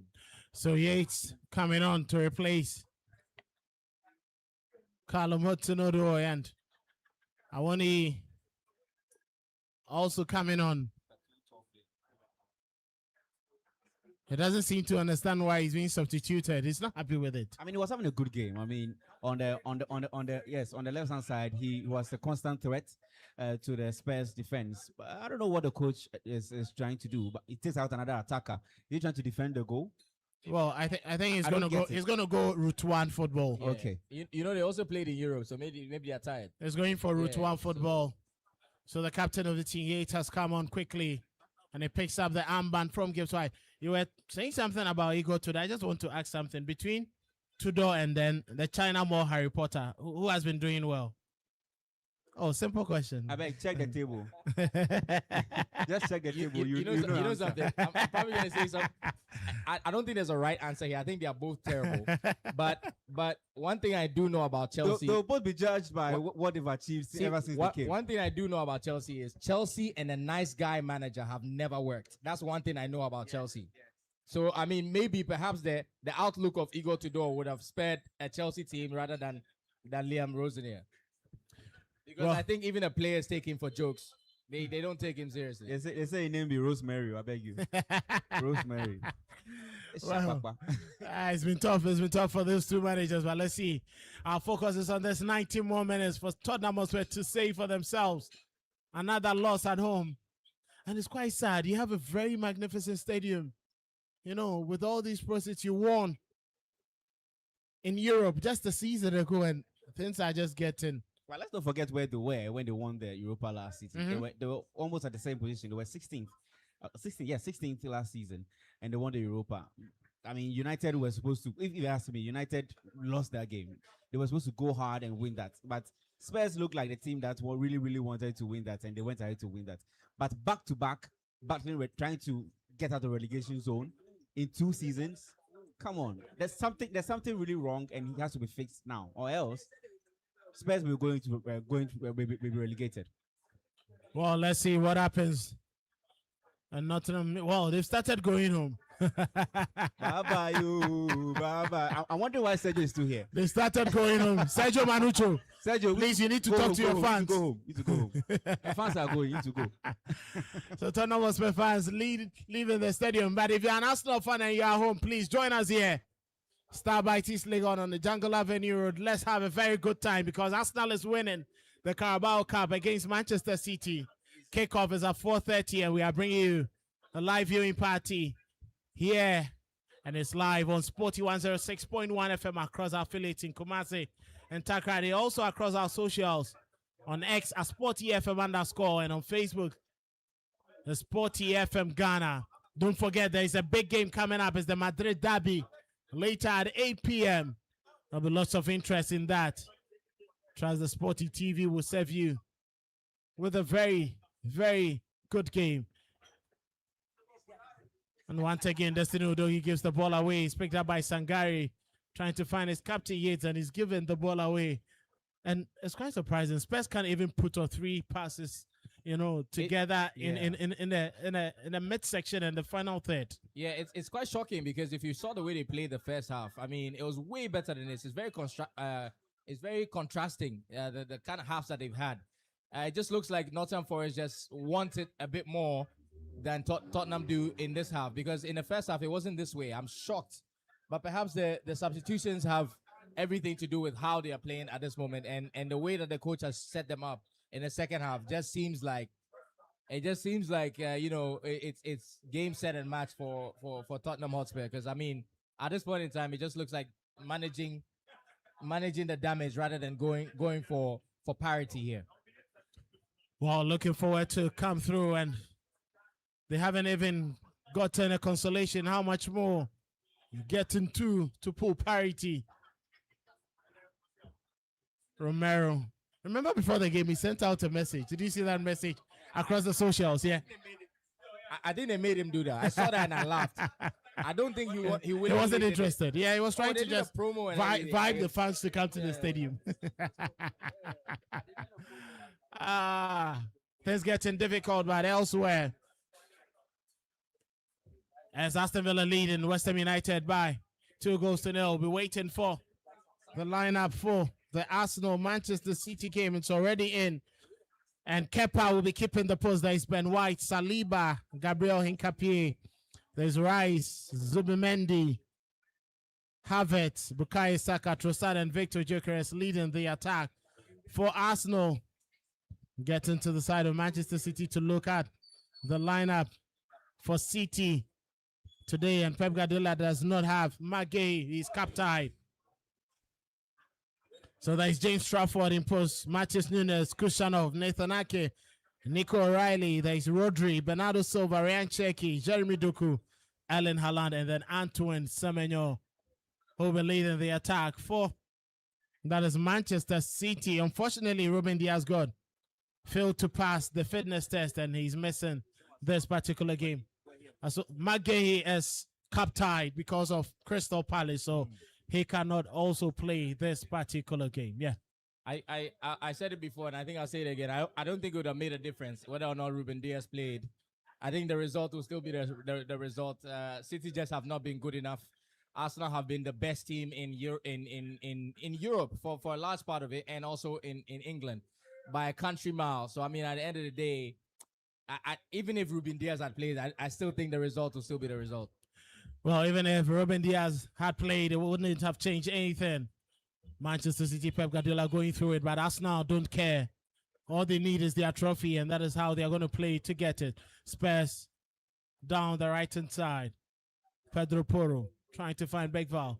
It's a fall there from Nico Williams in the process, and Elliot Anderson steps in to make that interception. Corner kick, Kobe Perry. It looks like Spurs is trying to find something out of the game, but unfortunately, they are working without a strategy. That's what I see from Ireland. They are working without a strategy. It looks like just the quality of the players trying to churn out something for themselves, just trying to save face at least. But there's no strategy from the technical bench at all. Well, there's no strategy according to... There's a strategy, it's just not working. There's a strategy, it's just not working. Vibes and inshallah, that's also a strategy, you know. Well, delivering inside the penalty area, but it's cleared by Morgan Gibbs. So I drops to Pape Matassa, and it's a deflection nearly getting a consolation. Pape Matasa, but Sangare was right there to make that block.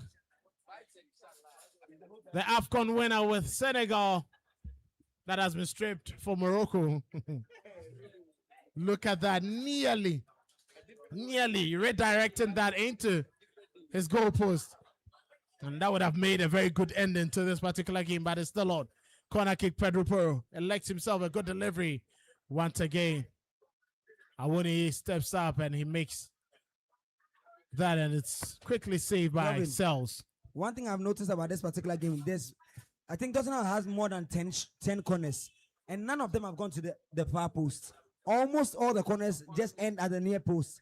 None of them have been able to whip the cross all the way to the. When Matista was the one taking it, it was never going to the last post, the far end of the post, and now he's off. Pedro Porro is taking it, and still they are not able to whip the cross to the end. Maybe they decide to go near post because And that is where they have. more than 10 of them have not worked. Like, oh, man, the strategy That is their style. working. Pape Matasa. I love what I heard. I love. What did you say? I said they should come to us now. We'll teach them how to do it. Thank you. Come to us now. We will show you how to do it. Kobe Perry, did you hear that? Yes. Did you hear? Any chance you would get to slip it in, huh? Did you hear? Yes, I heard you. Thank you. So Thank you go very and tell much, them. Thank you. Come and learn from Arsenal. Sport 206.1 FM. You know what? Charlie, the vibes are started. At this Yeah. point, you can't even argue them anymore. Yeah, because- no. Because they've proven time without number that Charlie. Corner your way. Corner a penalty, mom. Yeah. Corner a penalty for them. And even Chelsea has proven it in the last couple of them. Kevin Anso. Destiny Udogie getting past this man, looking for Javi Simons, draws in central, trying to make that pass. Quickly blocked there by Sangari. He's having a very good game. The Ivorian is having a very brilliant game. And Yes, he is.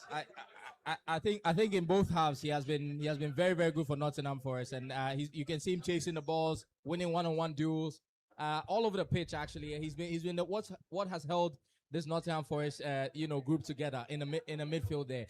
So I mean, big ups going out to Sangari. He has really showed out today. Danny Doyle comes on to replace Omari Hutchinson. 10 more minutes. Tottenham Hotspur 0, Nottingham Forest 2. Well, some updates from the Ghana Premier League as well. Swedro Blacks leading Hoho United by a goal to 0. Dreams 1, Mediama 0. Gold Stars drawing goalless against Vision. Bechem United leading Adriana by 2-1. Holy Stars 1, Young Apostles 0. And Kotoko leading Nations FC by a goal to 0. Other results from the other leagues. Celta Vigo 3, Deportivo Alaves 0. And then Mainz 1, Eintracht Frankfurt 1. Full-time Bologna lost 2-0 to Lazio. And then Atalanta also defeated Hellas Verona by a goal to 0. Olympic Lyon with a red card. Monaco leading Lyon by 2-1. Cluj managed to get the equalizer. And then Folarin Balogun, the former Arsenal man, with a penalty converted in the 72nd minute. So Monaco also winning at Lyon 2-1. 8 minutes of additional time is almost ending because they are in the final minute of additional time. It's quite strange, Lyon. Charlie. So ultra bets in the crowd. And it was Nicolas Tagliafico who got the red card. But Kelvin, you know what I find interesting? No, tell me. Domestically, the number of Argentines who get red cards on a regular, but when it comes to World Cup and those type of situations, you barely see an Argentine with a red card. I find it very, very interesting. The last World Cup, a lot of them were spared. You will see Cristiano Romero will go through the entire tournament and barely get a red card. But the last World Cup, a a lot of them were spared in the games. I think so. Danny Doria, he's been brought down by Destiny Udogie. It also comes with the manager's instruction and the discipline you need. If Messi is carrying the ball so many times or most minutes of the game, you don't expect to have too much to do, you know. That looks really bad. Yeah, that looks really bad. That's Dan and Dory. Clip of the ankle. Destiny Udogie bringing down his man, and it gets into the books of the referee. He wouldn't mind that. Anything for the team. I think he was one of the brightest spots when the season started. It's quite surprising how he's dropped his levels. Charlie, things change. There are a lot of players who started the season very well. Some of them are injured. Some of them just lost form. Some of them are not really doing their best. You just can't tell what happens to some players. There's some players who start slow, Yeah. and eventually warm up into the season. So it's quite unfortunate that someone like him is going through something like this for his team. Well, let's see what happens if Spurs can get anything now. 8 minutes plus additional time is too much. Minutes that any team can get in trying to get a consolation. They can even get 3 goals. It's possible. This is football. Bordosi Romero leaves it down for Gray, Archie Gray. Beckville. You can see the center back Romero is even, much more enterprising than this attackers. David Simon's trying to making a quick pass. It's been quickly intercepted. Dan Ndoye helping with defensive duties. Ball back to Pape Matassa. Beckville calls for it. And look at that run. And ball drops to at Gray, and look at that. It's a goal kick offside. Pedro Porro. But what was Beckville thinking? I think that pass should have gone in quite earlier. It was quite an easy pass to make. The ball had crossed the line. Goal kick. What would have been the best option in that situation? Simple carpet pass, and the Xbox pass comes back, and then just like how Morgan Gibbs White did the 1-2 with Hudson Odoi, and then he scored. You just take a cue from the book. You are now bringing Gallagher. Kevin Owusu, I don't have a stone. I would have given you, but take this phone. Yes, Joe Boy, why? Joe Boy, now keep coaching. I mean, I've told you. I told you earlier. Igor Tudor wasn't the manager. Is it Raymond? I told him, Raymond Yamado. I don't think you need to be a genius to do the simple things. Like, just do the simple things. God.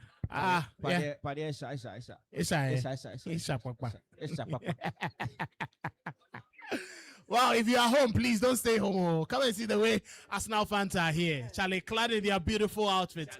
Charlie, the red and white is so nice. Look at that. I love Arsenal fans. After this, we are going to sing. If Arsenal fans lose today, nobody is losing. Nobody is losing. Party for me. Kevin, I can say that. I think I can confidently say that Arsenal is outside. Like Arsenal is outside. We Audi. Charlie, we Audi because literally, hey, Big Shot's gonna have to MC 360. Don't worry. Yeah, we Audi. Don't worry. They gave me 90 minutes. Charlie, we go see who will go outside. It's okay. It's okay. Keep quiet. Manchester United and Chelsea fans. Keep quiet. Game continues. Spurs have 6 more minutes. And the Clans comes in. Beckville trying to win possession. They end up bringing down Morgan Gibbs White. It's going to be a throw in, and Yates will applaud Gibbs White. It will be quite interesting if Nottingham manage to stay up this season.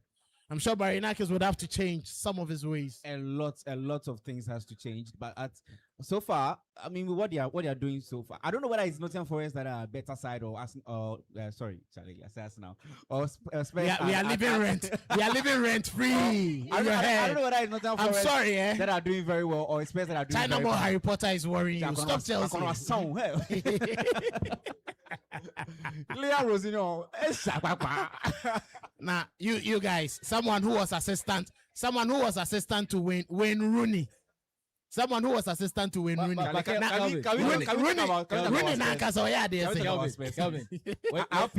when you have sporting directors who used to work for Brighton, what do you expect? Oh, I'm sorry. Where exactly are they looking? I'm sorry. Okay, you're looking below them. I'm sorry. Next season will come good. Okay, I'm sorry, my brother. I'm sorry. No worries. Rejoice with the NBA. No worries. At least the trophies are still staying. You see how Manchester United fans are relaxed. Raymond Yamado. At least the trophies are staying. Michael Carrick is delivering. Don't worry. They were here a few months ago. They were in opposition a few months ago. Let them enjoy. At least the trophies are staying in London. Sporty 106.1 FM live viewing party.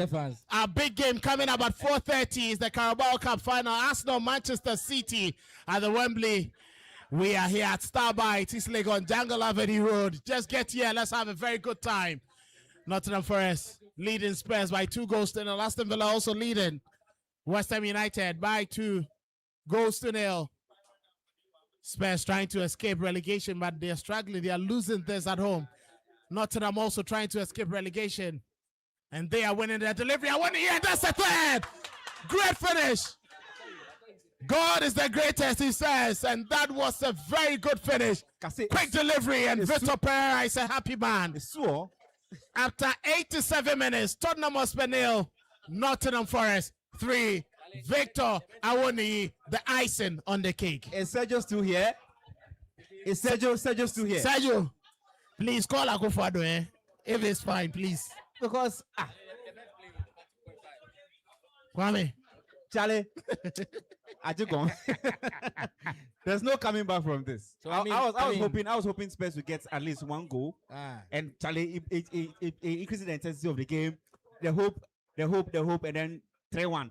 But well, Spurs fans, I hope you listen to us in the first half. The only hope is 2 weeks.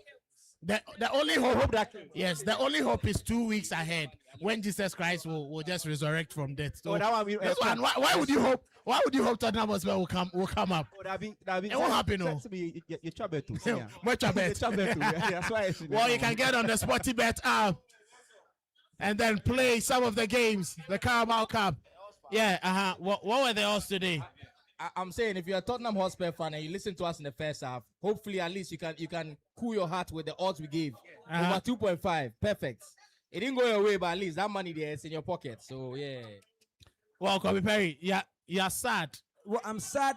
I'm sad for Igor Tudo. I'm sad for Spurs fans because you cannot have such an onslaught, have such intensity on your side and lose the ball, and every time you lose the ball and it goes into your defensive third, you lose and they are so clinical in front of goal.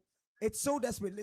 They are doing the simple things. Route 1, diagonal ball, cut it back, and it scores. The same thing for 3 goals. Route 1, diagonal, and it scores. Route 1. Oh, Charlie, this is so sad. In your own stadium, you can't finish watching the game. Do you know what just happened? Do you know what I've just realized? And that's another save from Sales, and it's missed. Do you know what I've by just Randall realized? Kolomwani, if you want someone to win a game for you, Kolomwani. Hey, Do you know what I just realized, Calvin? Yeah. The 2 neighbors just lost 3-0. So Arsenal, Tottenham is losing 3-0. When you cross the bridge to the other side, Chelsea also lost 3-0. So you're failing together. You see, brothers alike. You see, 3-0. You just comfort yourself. You won't think about your Manchester United. I'm not trying to say it. I'm saying it. You won't think about your Manchester United. I don't have anything to lose. I don't have anything to hope for. All right. Okay, so relax. I'm just playing 40 games per season. So relax. Okay. Why are you explaining? It is the hope that kills. No, why are you explaining? You don't explain. You don't explain too much. Oh, calm down for Jesus. You brought Manchester United up. No, you are explaining too much. I don't have anything to fight for. You're explaining. I'm okay. Okay. Charlie, the way you explain. Charlie is explaining too much. Make you give you extra sheet to make you explain for I'm just counting my blessings. Extra game by sheet. game. Raymond, please. I want to ask you something. You are making an analogy that there is one player, Dukwabne, and other players who have scored 1 goal. But you look at this England team, apart from Harry Kane, the best striker, I think, for me this season is Danny Welbeck. Why is Solanke going ahead of him? Well, I think for Welbeck, it would be down to what the manager feels he can offer the team. For managers like Tuchel, they go for profile. They go for players who can perform a certain role in their team. Maybe Welbeck doesn't fit into his philosophy. Maybe Welbeck doesn't seem to be that player that can execute a particular role for him. So he's not going for him. But otherwise, in terms of experience, in terms of having a striker, but on the face value, totally different. You see, on the face value, what we've seen. Yeah, that's what I'm saying. Welbeck is a very different kind of striker. That is the profile. That is a profile I think that England is missing. Yes, when Harry Kane is not able to give them that much, they are not able to. They are not able to tweak their tactics to play to suit them. And so again, so why not put Welbeck there? That way you can go route 1 football. But you look at Tuchel and say he's a manager who knows he can rely on his midfield to get him goals. He can rely on his wingers to get goals for him. So if Harry Kane is not doing the business, he still has players, wide players who can offer a lot of threat and have goal scoring ability about them. So I think that you won't make too much noise. Again, Welbeck has injury issues. Mm-hmm. He could get injured in training and all. I mean, he's one of those players who is just a whisker away from getting injured. And so you wouldn't want to go to a World Cup where one of the slots you have for one of the top strikers is reserved for a player who easily gets injured. So he would look at all of that and say, well, maybe I don't need him. He's doing well for Brighton, yes, but I don't need him in my squad for the World Cup. And coaches always make those decisions, and you won't fault them for it. 92 minutes played. Morgan Gibbs White. He's done his job. And he gets onto the bench, as well as Elliot Anderson. McAtee and Dominigas have come on to finish the game. 3 more minutes. Can see some smiles on the faces of Vitor Pereira and his assistant. Spurs. Elliot Anderson? Well, you seem to have high praise for him. Is Chelsea getting him next season? Someone there talk matters. When you buy players like you are going to get stuff at Makola Market every single time you enter the market. But police can explain why they buy the Nkoso players. Why? If City the go chase. He's they also have to chase. But Charlie, they are chasing to suit their system. You don't go and chase blindly. It's all over the Villa Park and Aston Villa, Unai Emery and his team. Good evening. He has a 2-0 victory over West Ham. And then they are just a point behind Manchester United as they try to keep themselves in the top 5 to qualify for the Champions League. So now, Raymond, what does the dynamics look like getting into the final 7 matches of the season with regards to, the top 5 finish? Well, I think that Man City, Arsenal definitely would finish in top 4 places. Now, Manchester United, Aston Villa, Liverpool, Chelsea, they would have it all to do. There are 2 places up for grabs at this point. That's the 4th spot and the 5th spot. For Man United, looking at how Michael Carrick started, I don't see how United drop out of top 4. So, again, you leave that 3rd spot for Man United. And so, you now have Aston Villa's 4th, Liverpool's 5th, and Chelsea in 6th position. And they will be chasing those 2 places that Aston Villa and Liverpool hold at the moment. And there's just 1 point difference between Liverpool and Chelsea. Yeah. And there's some 6 points or 5 points between Aston Villa and Liverpool. So you look at it again and you say, unless Aston Villa bottle it, they may finish in top 4. Unless Aston Villa, they decide to self-destruct, they might just finish in top 4. So between Chelsea and Liverpool, those 2 teams will be hoping to pick the final spot in Europe next season.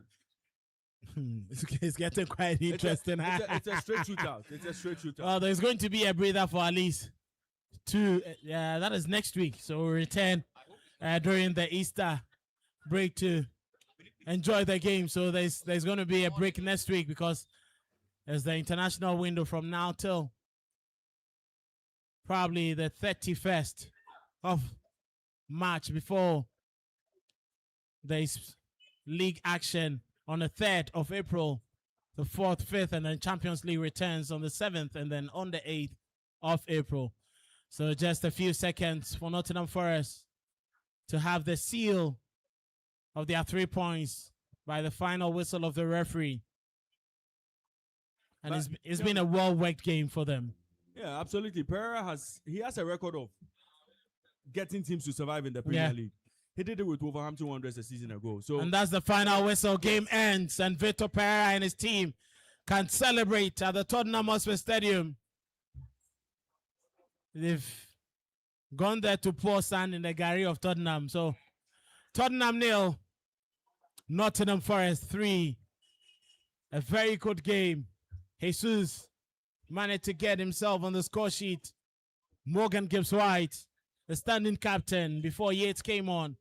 And I want to hear the substitute put the icing on the cake to finish the game.